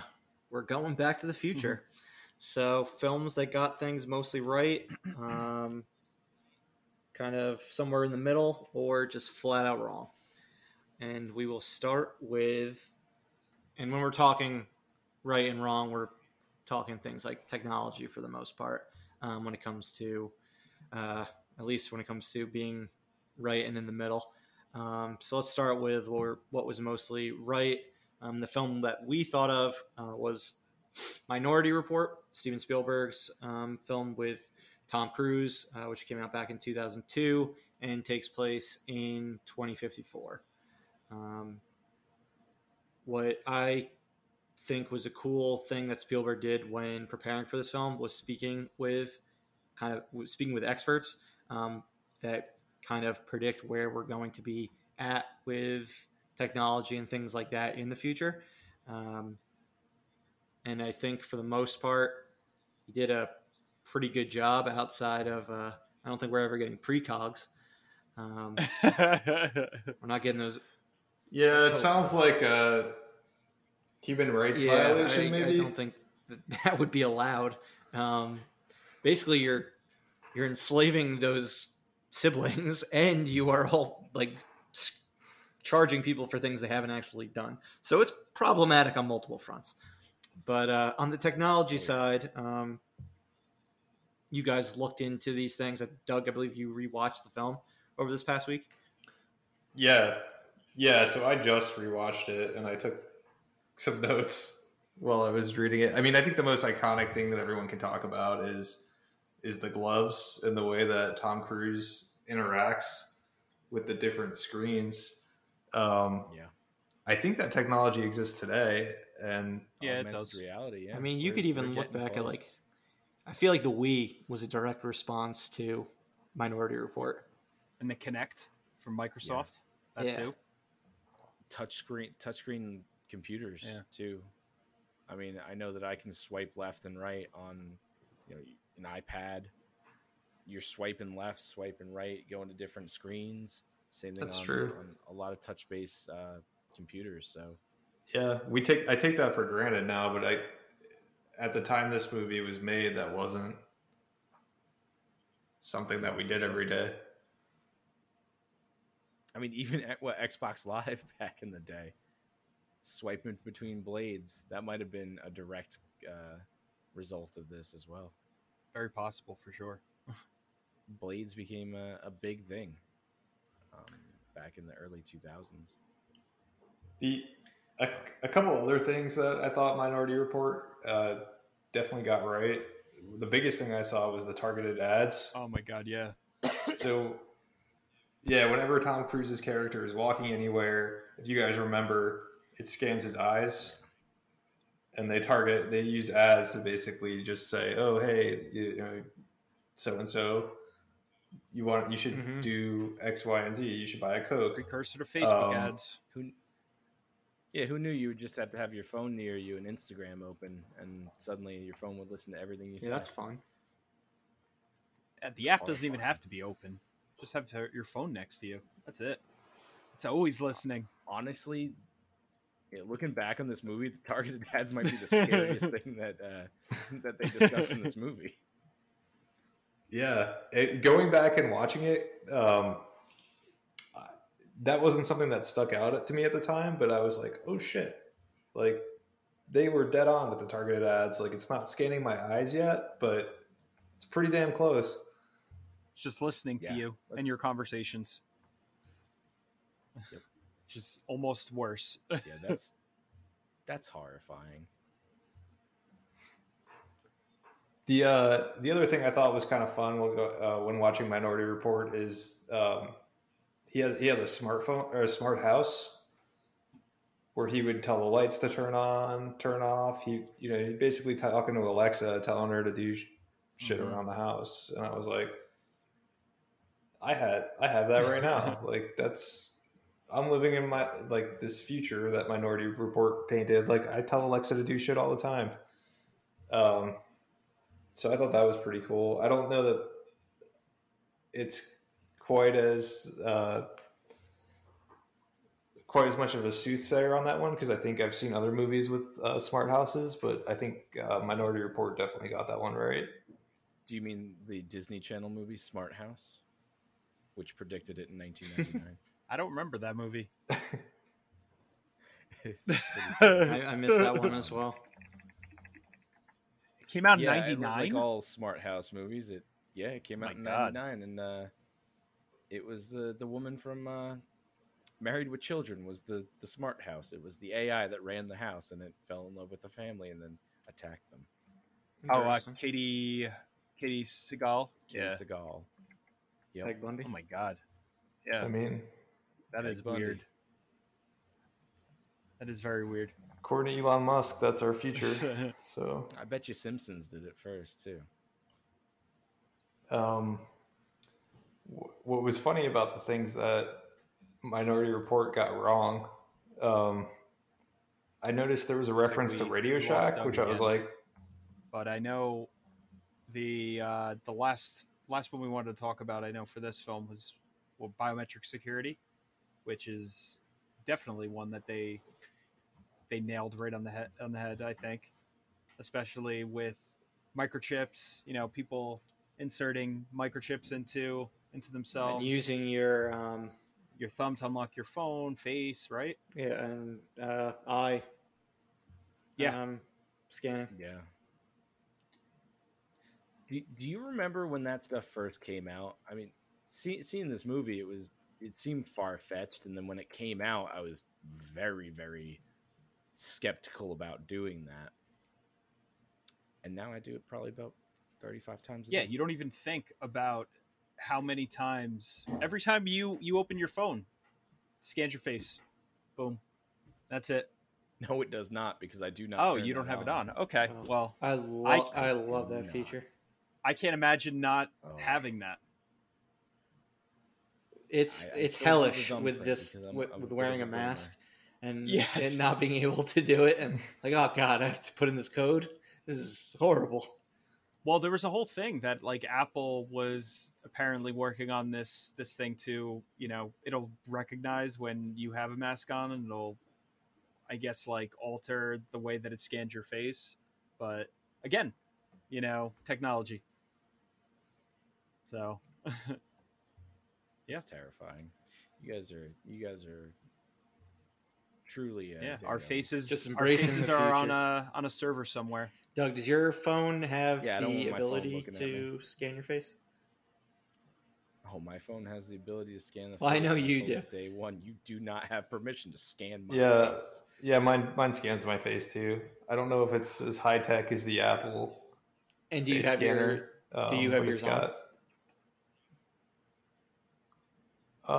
Yeah, I think so. But I also use the fingerprint. Mix it It's up. got the under the glass fingerprint. JP's. So I just give it all of my biometric data. Screw it. Why not? Not getting JP's face. No, never. And then I guess it had a couple things that they did not get right. Radio Shack still existing being one of them. I forgot about that. Man, rest in R.I.P. Didn't take very long for that one to be incorrect. Man. And it had physical media, right, as one? Yeah. But what? Yeah, everything was on these like little CDs. Oh yeah, I remember it was that. Like, that's cute. Done. No one's using physical We're media. on the cloud now. Let me just go ahead and insert my UMD into this thing. My copy of Hollow Man on UMD. That might as well have been what it was Yeah. if it's a tiny little thing, and UMDs hadn't even been around yet. Yeah. Yeah, I mean, it's either UMD or a Nintendo Wii. Does Anderton listen to records in the film, or is he just listening to like CDs in his room or his house? I think it might have been CDs. Or, but I guess he's putting like DVDs in a lot of times, like footage of his kid. Yeah, it's always the little disc. Child. Like even when he's watching the footage of his son, he has to put in a little disc, and then it goes on this projector, which is like does the shittiest image of like, I was like, why are people using these like shitty ass? It's like a hologram, but it's like the worst quality. I feel like it'll be better than that by 2054. They couldn't predict 4K. They didn't have Blu-ray yet. Yeah. It's like, I just watched like an HD TV or something. Like, this is garbage.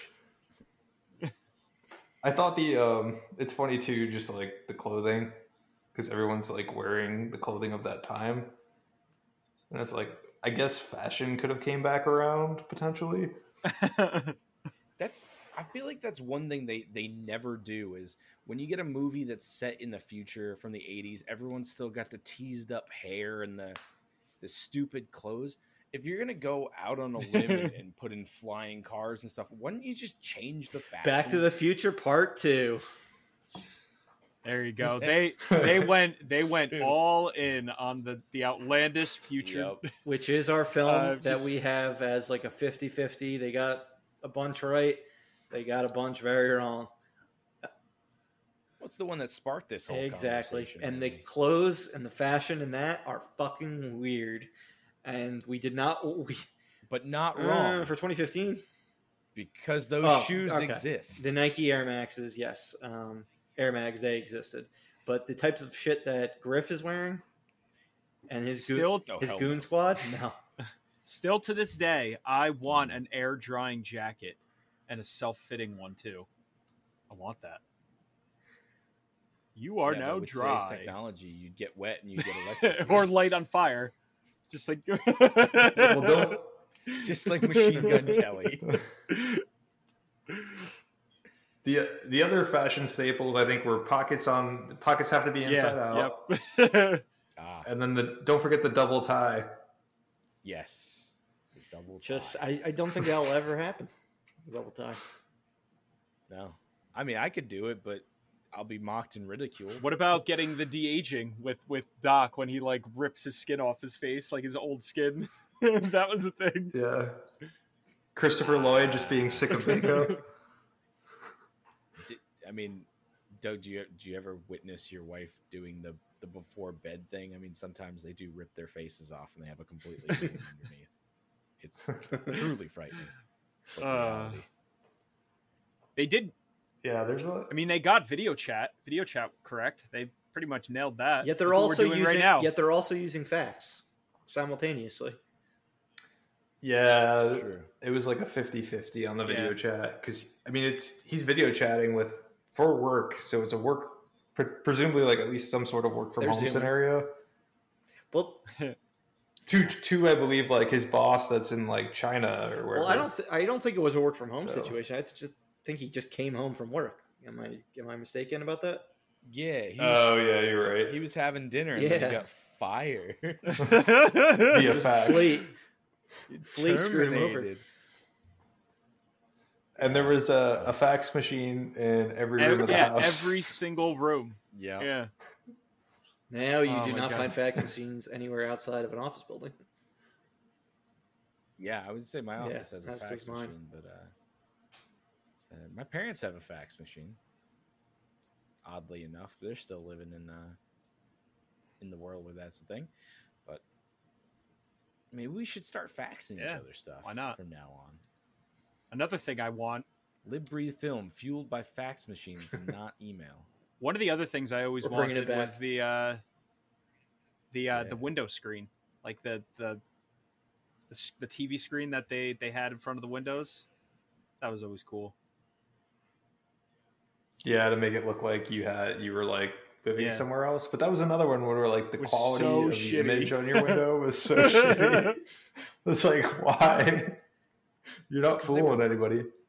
They were probably mocking it, like, "Oh, this will never happen yet." Here we are. I listened to another podcast recently about preppers, and they had a silo that they built in case the bomb hits or whatever, and the entire ceiling is a bunch of TVs that show the outside. So it's not as outlandish as you would think, I guess. Definitely incorrect, though. That's for sure. Yeah. They Back to the Future did get right that there would be nostalgic 80s restaurants and cafes with the Cafe 80s I think where they probably went wrong is the sentient TVs that take your order. Really By, creepy like, sentient TVs. Prolific Yeah, you had like Michael Jackson. celebrities and politicians, right? Isn't Reagan one of them? Yeah, Reagan is one of them. Yeah, it was Reagan and Michael Jackson. And if you're lucky, Elijah Wood will just be hanging out in them and playing video games. Is that lucky? That sounds terrifying. You got to use your hands. It's a baby's toy. They did come eerily close, though. I mean, the movie came out in 1989. They predicted the Cubs would win the World Series in 2015. They won it in 2016 and were in the NLCS in 2015. So they came only 8 games shy of being correct, or 1 year shy of being correct, depending on your point of view. So here's the thing. Do you think if the Cubs had won in 2015, we would have instantly gotten flying cars? Everything would have changed. Fax machines in every room. It would have changed the course of history. Everything would have changed. Whole new world. Yes. Thank God they lost. And they predicted a baseball team in Miami. That's true. Which did, just wrong the team, wrong, but it did the happen. wrong animal. Well, there's another one I was just thinking of they got wrong. So at the time it came out in '89, there had been 4 Jaws movies. So I believe, what was it, Jaws 19 or something like that? There was not one Jaws movie that has come out in the years since Back to the Future Part 2. So that nod. Wow. Unfortunately, it's done. Jaws it's done with hologram. Jaws Revenge, which is a truly horrible film. Killed the Jaws franchise. you could also. I'd like my hoverboard and flying cars, though. I think that would have been super cool. Hoverboards, yes. Flying cars, hell no. I don't want people crashing in the sky and just fucking cars falling onto people's heads. It would be a disaster. Minority Report's way of doing cars, way better.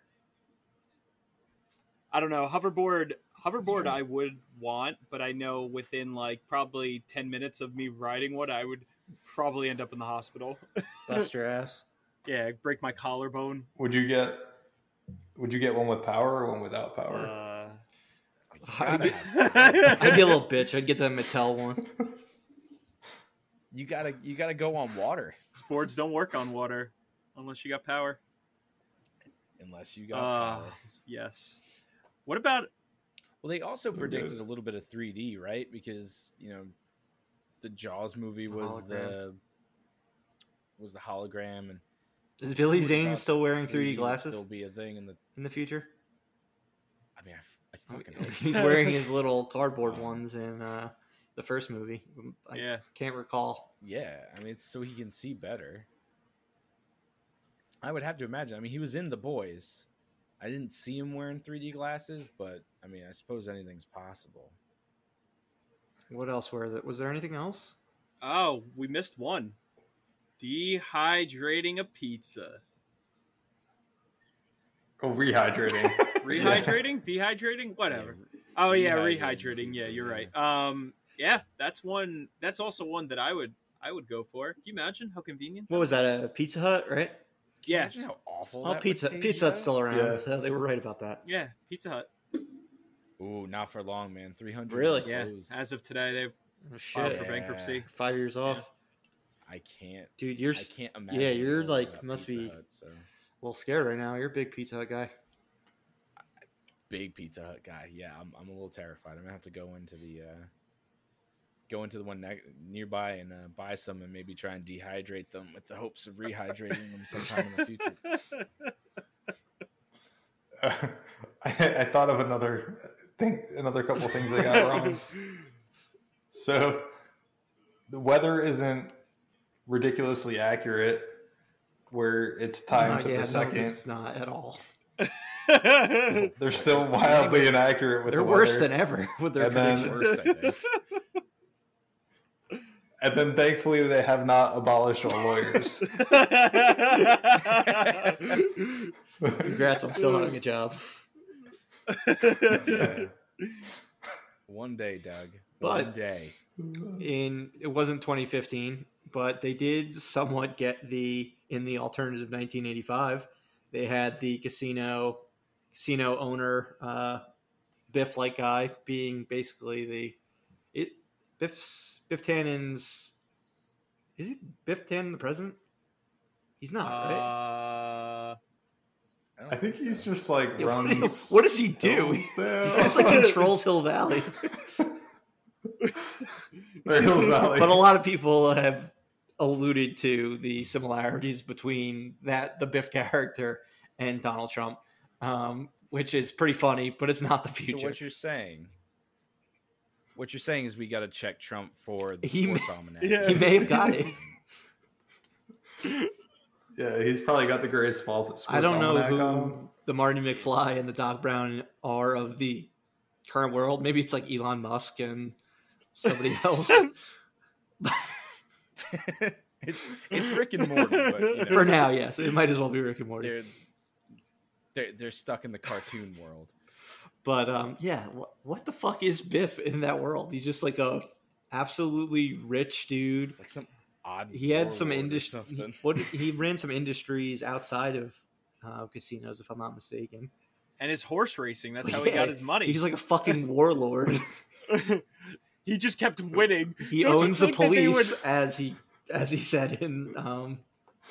I always wondered. Don't you think like the people would start to get like a little, like sketchy when he's like winning horse race betting, like every single race over and over again, and like you got to do it right. It's like sports that, games. The Stephen King series on Hulu. If you're stupid about it, and the first thing you do is you go and you make a big bet, you're gonna get beaten up, and then you're gonna have a hard time doing it from now on. You got to be smart about it. Biff Tannen builds his amazing casino, and mansion. Biff Tannen, awful man, but fucking hilarious character. Yeah, he's a great character. One of the best villains. All right, and now let's go into the films that got things very wrong. Yes, we're basically going post-apocalyptic, dystopian situations right here. So we're not worried about the technology. In some cases we are, but for the most part, it's when shit that would have been very, very bad for our world didn't take place. So we can take solace in that.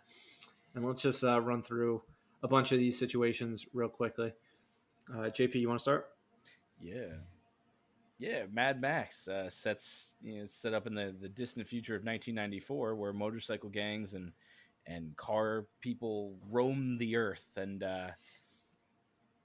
gas is the number one currency. And I remember back in 1994, gas was pretty darn cheap, and they've made three films since, and they're sticking with that timeline. So by the time Mad Max Fury Road came out, the world should have been a mess. But yeah, I mean, maybe they're about 100 years off or so, but I think Tesla has something to say about it. I don't know. Driving in the tri-state area, sometimes I feel like I'm on Fury Road. I mean, that's true. I feel like I need to like jump out of my car, while it's moving, try to escape. Yeah, just watch out for a Morton Joe. It is shiny and chrome. It is 18-wheeler, shiny and chrome. I mean, I have screamed "Witness me" when I do stupid things on like the New Jersey Turnpike, so I may be contributing to the problem. All right, and then in 1997, we were supposed to have a nuclear holocaust started by AI, and then robots would take over. That is yet to happen. We're 23 years later, and still no nuclear holocaust. So, thumbs up to that. But again, that's similar to Mad Max and the fact that there's been a lot of sequels, and now they're kind of just pushing forward Judgment Day each time. But we're still surpassing it every single time. So kudos to us. I'm happy Terminator did not get that right. Even though artificial intelligence is getting scared, I feel like it's getting scaredly close. Artificial intelligence is getting better. Alexa, activate Skynet. Boom. Okay, here's what's going on. I am here. You can speak command to me. She's going. Yeah. All right. So I was gonna say, if she just said, "Are you sure you want me to press the red button?" Stop. Alexa, chill. Oh man. All right. Then 1997, we also had another one. Yeah, 1997. We were supposed to. New York City was supposed to be a huge jail. Not the safest place in the world, but certainly not a jail by any means. It's actually kind of empty now. So, thanks, Escape from New York. And then wasn't L.A. or California as a whole supposed to break off from the rest of the world by 1998? Yeah. I think it was 1998, or I think it was might have been 2000. Y2K breaks off California, and they go off into the. Didn't happen. But, Not yet. It's a lot easier to surf to Hawaii, to California now, like in the movie, because you don't have to go anywhere. Let's go to the year 2000. Doug, you're up. Yes, so it's the year 2000 in Death Race, and football, baseball, basketball have all been overtaken by the new national pastime, racing and mowing down pedestrians to see who can get the most points. I don't think I like that So situation. it's New Jersey again. More or less. That's actually kind of on point. It's kind of like when you're driving and you joke around like old person is this many points or something like that. Maybe that's where it came That's from. where it started. Yeah, right? it's possible. I think I'm assuming that's where it came from. Someone was smoking a joint in the 70s, and Smoking doobies. that was the birth of this movie. Yeah. What if, man, people ran people over in cars and it replaced football? That's the entire script. All right. Fast Basically. forward 9 years, Corey.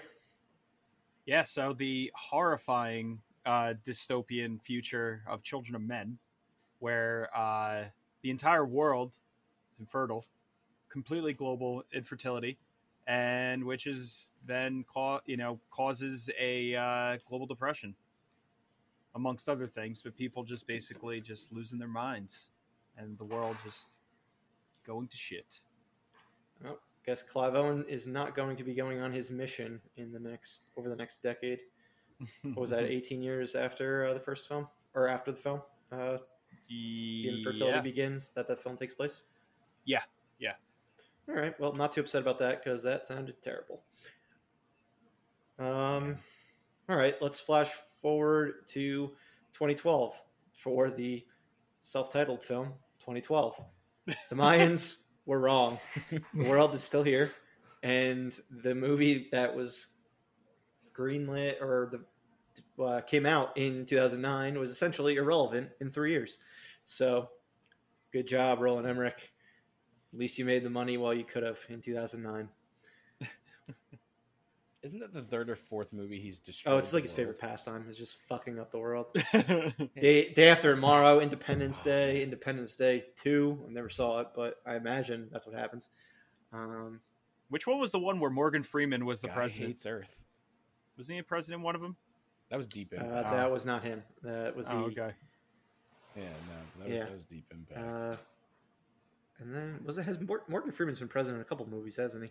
Yeah, he was president in that Gerard Butler action series movie. I think Roland Emmerich did Olympus Has Fallen, that Fallen. trilogy. I think Roland Emmerich did the other one, White House Down, if I'm not Oh. mistaken. The one with Is that when Jamie... Channing Tatum and Jamie Foxx, but it didn't do very well. He just did Midway, that World War II movie, but we saw that. That movie was a bomb. The movie fucking sucked, but It was the world made it out okay in the end. That's good. All right, and then we're getting closer to present day now. We got in 2019, The Running Man.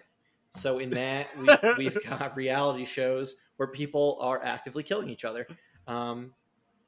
Prisoners that they go they're involuntarily thrown into this game. And then I believe the winner will get to actually be released. But until Arnold Schwarzenegger is involved in the game, spoiler alert, nobody has ever won. So, and it also does a pretty good job with people gambling on sports. People are very flippant with betting on people's lives in this film. So they got that part right, but we're still not quite there with our reality television. Another film from 2019. Our next two films are from 2019. JP? Oh yeah, the distant future or the distant past of 2019, where people aren't who you might think they are. Maybe Blade Runner, they're robots. Maybe The Island, they're clones. So many options you can pick. I mean, one is a Michael Bay future where I'm sure no one wants to live in, and things lots of blow up for no reason. And the other one's not as bad. You know, Blade Runner. You got replicants, but you got floating cars. You got all sorts of cool technology. And Michael Bay made sure to have crazy car chases and everything. It was very much a Michael Bay film, despite attempting to be a little bit smarter than the usual one. Yeah. All right, and then our final film is set in the year 2020. So, Doug, let's hear about Edge of Tomorrow. Yeah, so Edge of Tomorrow is a movie where in 2020 we've got mech suits running around using to battle these aliens that have invaded Earth, and Tom Cruise is stuck in a time loop. Sounds good to me. Sounds terrible. Have we confirmed that Tom Cruise isn't stuck in a time loop? He's going into space now. True. He doesn't have time for time loops. That's true. Infinite time loops in space. That sounds horrible. Actually. All right, but let's not pretend we're safe yet. There's still plenty of other situations that can come about in the future. Let's go through a few, or we'll go through 4 that will be taking place over the next 11 years, over the next decade. Corey? Yeah, so we have the Purge in 2022. So sanctioned violence. Get your machetes ready, people. It's gonna be like Christmas or like New Year's, but specific day, and go out and just go ham and just sanction violence, go beat people up, whatever, run over old people for points, like in Death Race. It'll be like Arbor Day. Like Arbor Day. I like that. Like Weasel. Yeah, that's one I kind of hope doesn't happen, because that would also. It doesn't seem that far-fetched. Doesn't, but yeah.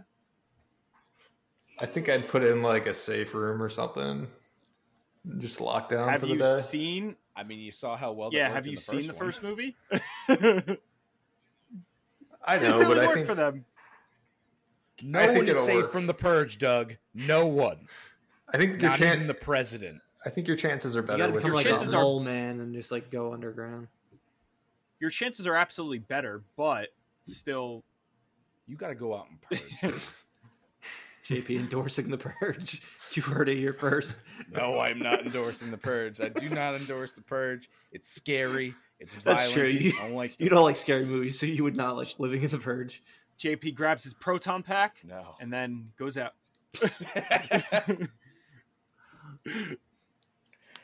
Oh, Lord. I'd be sick. All right, and then we got another one from 2022. Another thing to look forward to.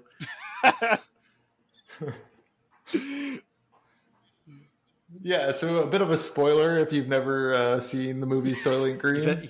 You've had almost 50 years to do stuff, so... In the year 2022, there's a new food source called Soylent Green, and its main ingredient happens to be people. So I guess corn didn't work because food to feed everybody, so we just went with the people. So, I mean, there's a lot of them, right?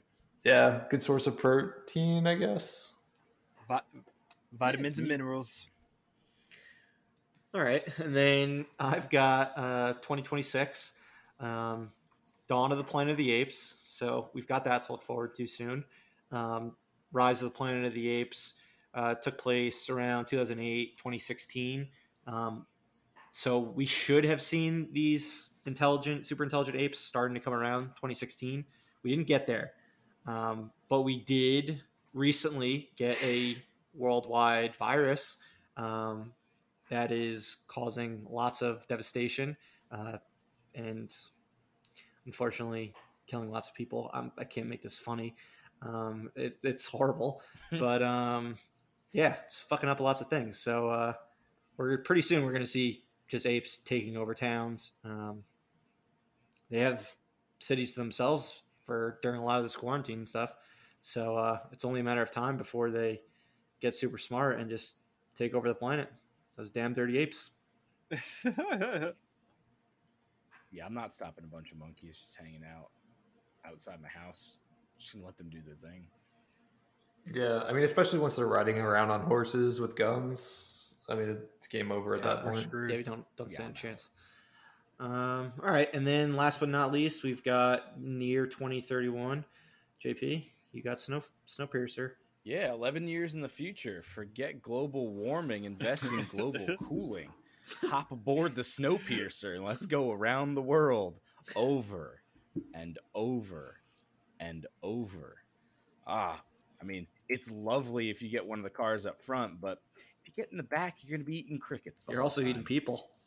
Until you are also eating people. I mean, Soylent Green, maybe all the leftover Soylent Green from 2022 gets loaded up in the train and off you go. But you can join the likes of Chris Evans and lead a revolt and find out that it's all essentially meaningless because the world is destroyed.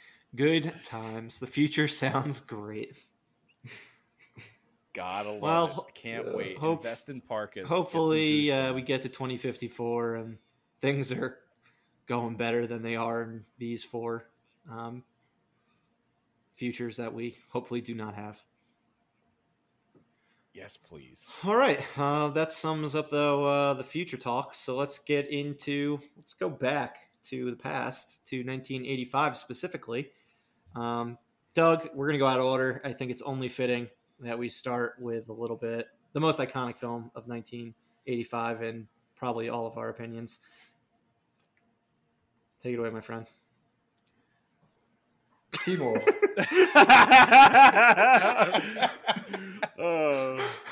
No, I agree to an extent. I fucking love it. It's Michael J. Fox's classic. I mean, it doesn't get better than that from 1985.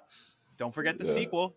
I don't even know another movie he's in, to be perfectly honest. Yeah, it's his best movie of 85, possibly his entire career. No, I think the movie that Murph was referring to was the 1985 classic Back to the Future. That's correct. The numero uno. I think we just wanted to mention it. I know we've talked about it a few times.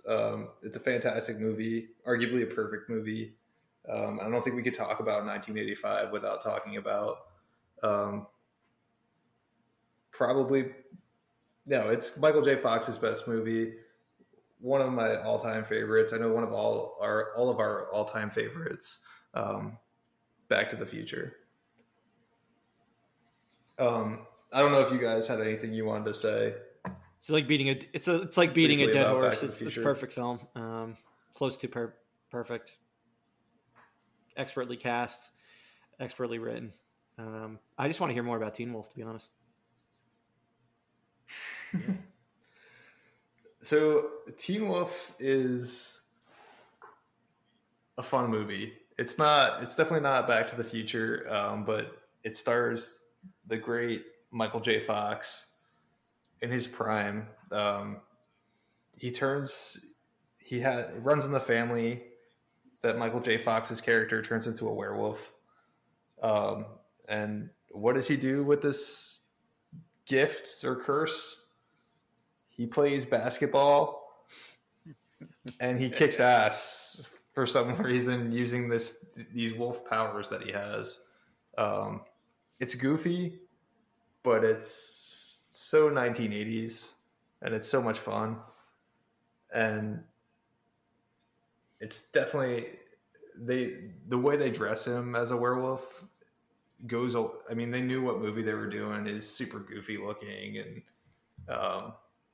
but it's fun. He wears like the jersey over the fur, and part of me feels like if you have werewolf powers that you should be disqualified from playing basketball, but everyone seems okay with it. So I've never seen this movie. Are they just totally fine with him being a friggin' werewolf the whole time? Yeah. Yeah. Well, wow. At first, everyone, people are like freaked out, right? If I remember correctly. Yeah. Initially, people are like, "Oh shit, it's a werewolf." Accepted. But then everyone's like, "He's good at basketball," and so he's just like really popular as this like werewolf. Where like he's like people embrace him. Yeah, he's just like the popular kid at school. Fantastic film. So it teaches you can do anything you want as long as you're good at sports. You can even be a werewolf. Yeah, or if you're a werewolf, it's not so bad. Doug, correct me if I'm wrong, but isn't there like a plot thread in the movie where it's like genetic or hereditary, really? Like it runs in the family. His dad turns into a werewolf. I thought I remember that. And his dad's like, "Oh, you're almost of age. Looks like this is going to be happening." Oh God. Yeah, and I can't remember. It may be that he can like switch on and off at will. Is there a puberty joke in this movie? There definitely are. Yeah, I'm sure there is. It's kind of like a puberty metaphor. I can maybe? Picture the trailer now. It's, son, there comes a point in a boy's life where he becomes a man and his body starts doing strange things, and then he turns. Oh yeah, that's definitely a conversation that the father character has with Michael J. Fox in the movie. Yeah, JP, you're predicting this movie exactly. And you guys have heard about during the basketball scene, during the audience, somebody in the crowd is just hanging dong. No, I've never heard about that. What? The guy's like, wait a minute. Wait a minute. There's legitimately a guy in the crowd that is just his fucking junk is just hanging out. Yep. And you could see it. Yeah, it made the final cut. Oh my God! Wow. So that's a little Easter egg. Editing room. And why you should vet your extras before putting them in a film to make sure they're not fucking assholes. Yeah. That guy is now legendary. Yeah, he's something. All right, Corey, you want to get into your film? Yeah, sure. So, 85, I went with The Goonies. I love this movie. So, another film, basically, like, grew up on. Probably seen it, like, a couple hundred times. I still feel it's, like, one of the best, like, children's action films. Like, action films revolving around, kids, I guess. And, you look back on the cast. The cast is chock full of actors and actresses that, are still around today for the most part. I mean, you have Josh Brolin. Corey Feldman, I haven't seen in a long time, but he's still around. He does like reality stuff. Yeah, he pops up. Sean Astin. I mean, great actor. Samwise. Yep. The one who blew me away with how he looks now is Jeff Cohen, who played Chunk. Completely different, like just looks so different.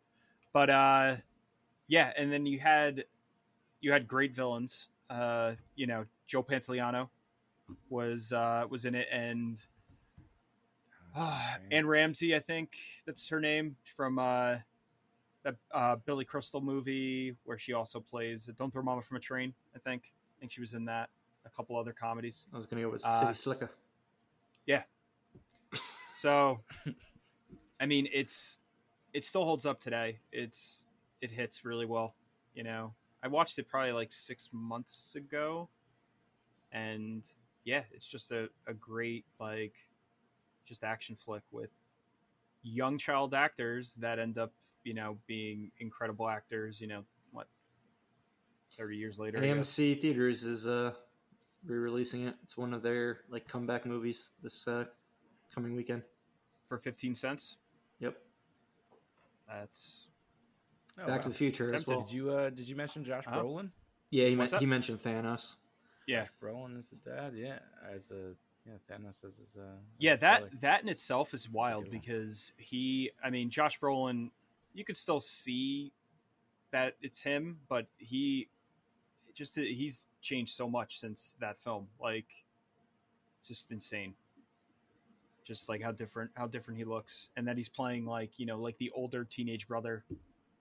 But I think that movie is a classic. It still holds up incredibly well today. All right, JP, speaking of choose your own adventures, since we talked about that earlier, let's hear yours. Yeah.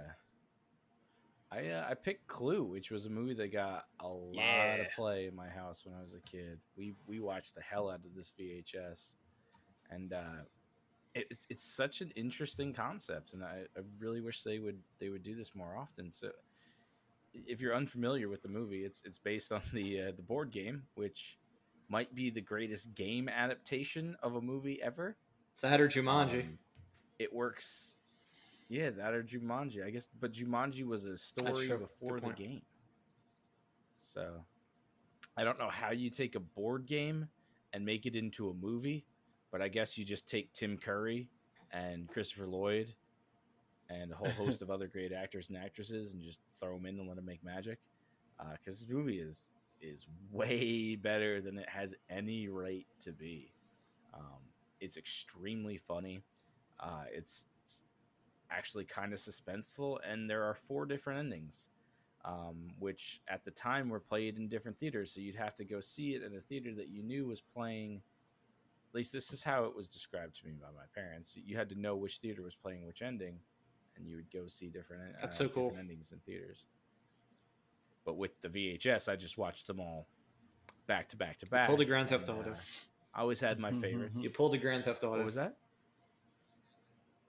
Yeah, I mean, that's just how it was on. I'm assuming it was recorded straight off of television, because that's just how my family rolled. We rarely owned any official copies of movies, but yeah. So you'd watch all 4 endings back to back, and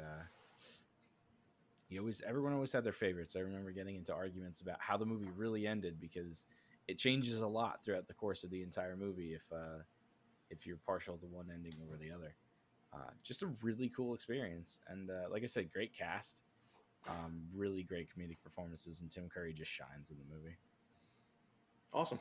And then my film, while not the best Arnold Schwarzenegger film, it is probably the one that is the most rewatchable for myself. And it is Commando. Arnold Schwarzenegger plays Colonel John Matrix. The movie starts with a beautiful montage of him hanging out with his daughter, Alyssa Milano, just doing perfectly normal things like carrying entire trees over his shoulder, just petting deer by the river, just beautiful, lovely stuff. And then immediately after that, a whole army squad led by the evil Bennett comes and basically shoots up the house, steals his daughter, and the rest of the film is dealing with him trying to rescue her. It has the best one-liners probably of any Arnold film. It was one that I just watched a ton of times when I was a kid, outside of the Terminator films, and just a very eclectic cast. Lots of smaller names that people are like character actor people, like Bill Duke. He's in it. Dan Hedaya. Who else do we got? Vernon Wells plays Captain Bennett. Ray Don Chong is the love interest. And while it is an action film, it is absolutely ridiculous and hilarious. The final fight scene of the film where Bennett is just wearing chainmail and coming after Arnold with a hunting knife and gets a... What does he get thrown? He gets a... Arnold rips a pipe off off the wall and throws it through him. Classic one-liner, let off some steam, Bennett. The end. It's just it's beautiful. It's a lovely, lovely film. I remember watching this with you multiple times. The one that sticks out to me is when he sneaks up behind the one guy and what sound effect? His kill rate is very high in the film. His body count. I gotta pull the numbers.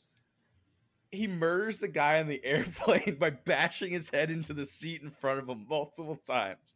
No one notices it, and he just plays it off. Dude, in the final island scene alone, he gets 74 kills. Now, how does that compare? He's got 2 throats slit, 51 people shot, one person stabbed, 2 people stabbed by circular blades, 5 people blown up by grenades, 5 people blown up by a rocket launcher. Oh wow, it's still going. The meta description can't pull everything up. 5 people blown up by a rocket launcher, 7 people blown up by planted explosives, and 1 unfortunate person impaled. You're wondering how it compares to what, Corey? Oh man, John Wick. Oh, I don't know, but I would love to see a John Wick team up film, because those two can do some damage. Oh, yeah. Both of them got solid one-liners. That would be a hit for sure. That's how you get people back to the theaters. You have to excuse my friend. He's dead tired. You said you'd let me live. I lied. Is that where Getting the Chopper comes from? No, that's Predator. Oh, okay. No, that's Predator. Wrong film. Oh man, when he flips the car over and it suffers absolutely no damage, and he just flips it over with one arm and gets right back in it. That's one of those things where you're on the set and someone's like, "What about film continuity?" Fuck it. Fuck film continuity. Yeah, get a new car. Mark Lester, I believe, is the director of the film. He clearly did not care about that. Brilliant, a genius of the. Yeah, time. I feel like I'm due for a rewatch of that film. Yeah, that's 1985 in a nutshell. Great year for film. There was a lot of good movies. For film. There was a couple that didn't make the cut for me, but we're up there. All right. Well, that's about it. Thank you again for listening, everyone. Please make sure to like, follow, and subscribe to our various pages. YouTube, especially. We're looking to get subscribers on there. Keep giving us feedback. We've been growing it steadily through our friends and family, all our social pages, and getting new listeners over the past month. So a special shout out and thank you to all of them. Continuing to give us feedback is how we are moving this thing forward and making it a better program for all our listeners. So thank you again to all those individuals. But as always, this has been Corey, Doug, JP, and Murph at Live Breathe Film. We'll be back next week, and we hope you keep yourself busy by watching good film in the meantime. Thanks, everyone.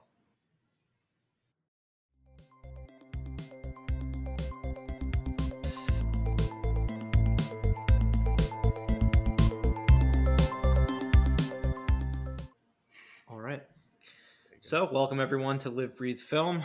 You're here for episode 11, and redo. I was like, oh shit, he's out of order on his script. This is Ron Burgundy, dude. This is what happens whenever I go off script while reading a script.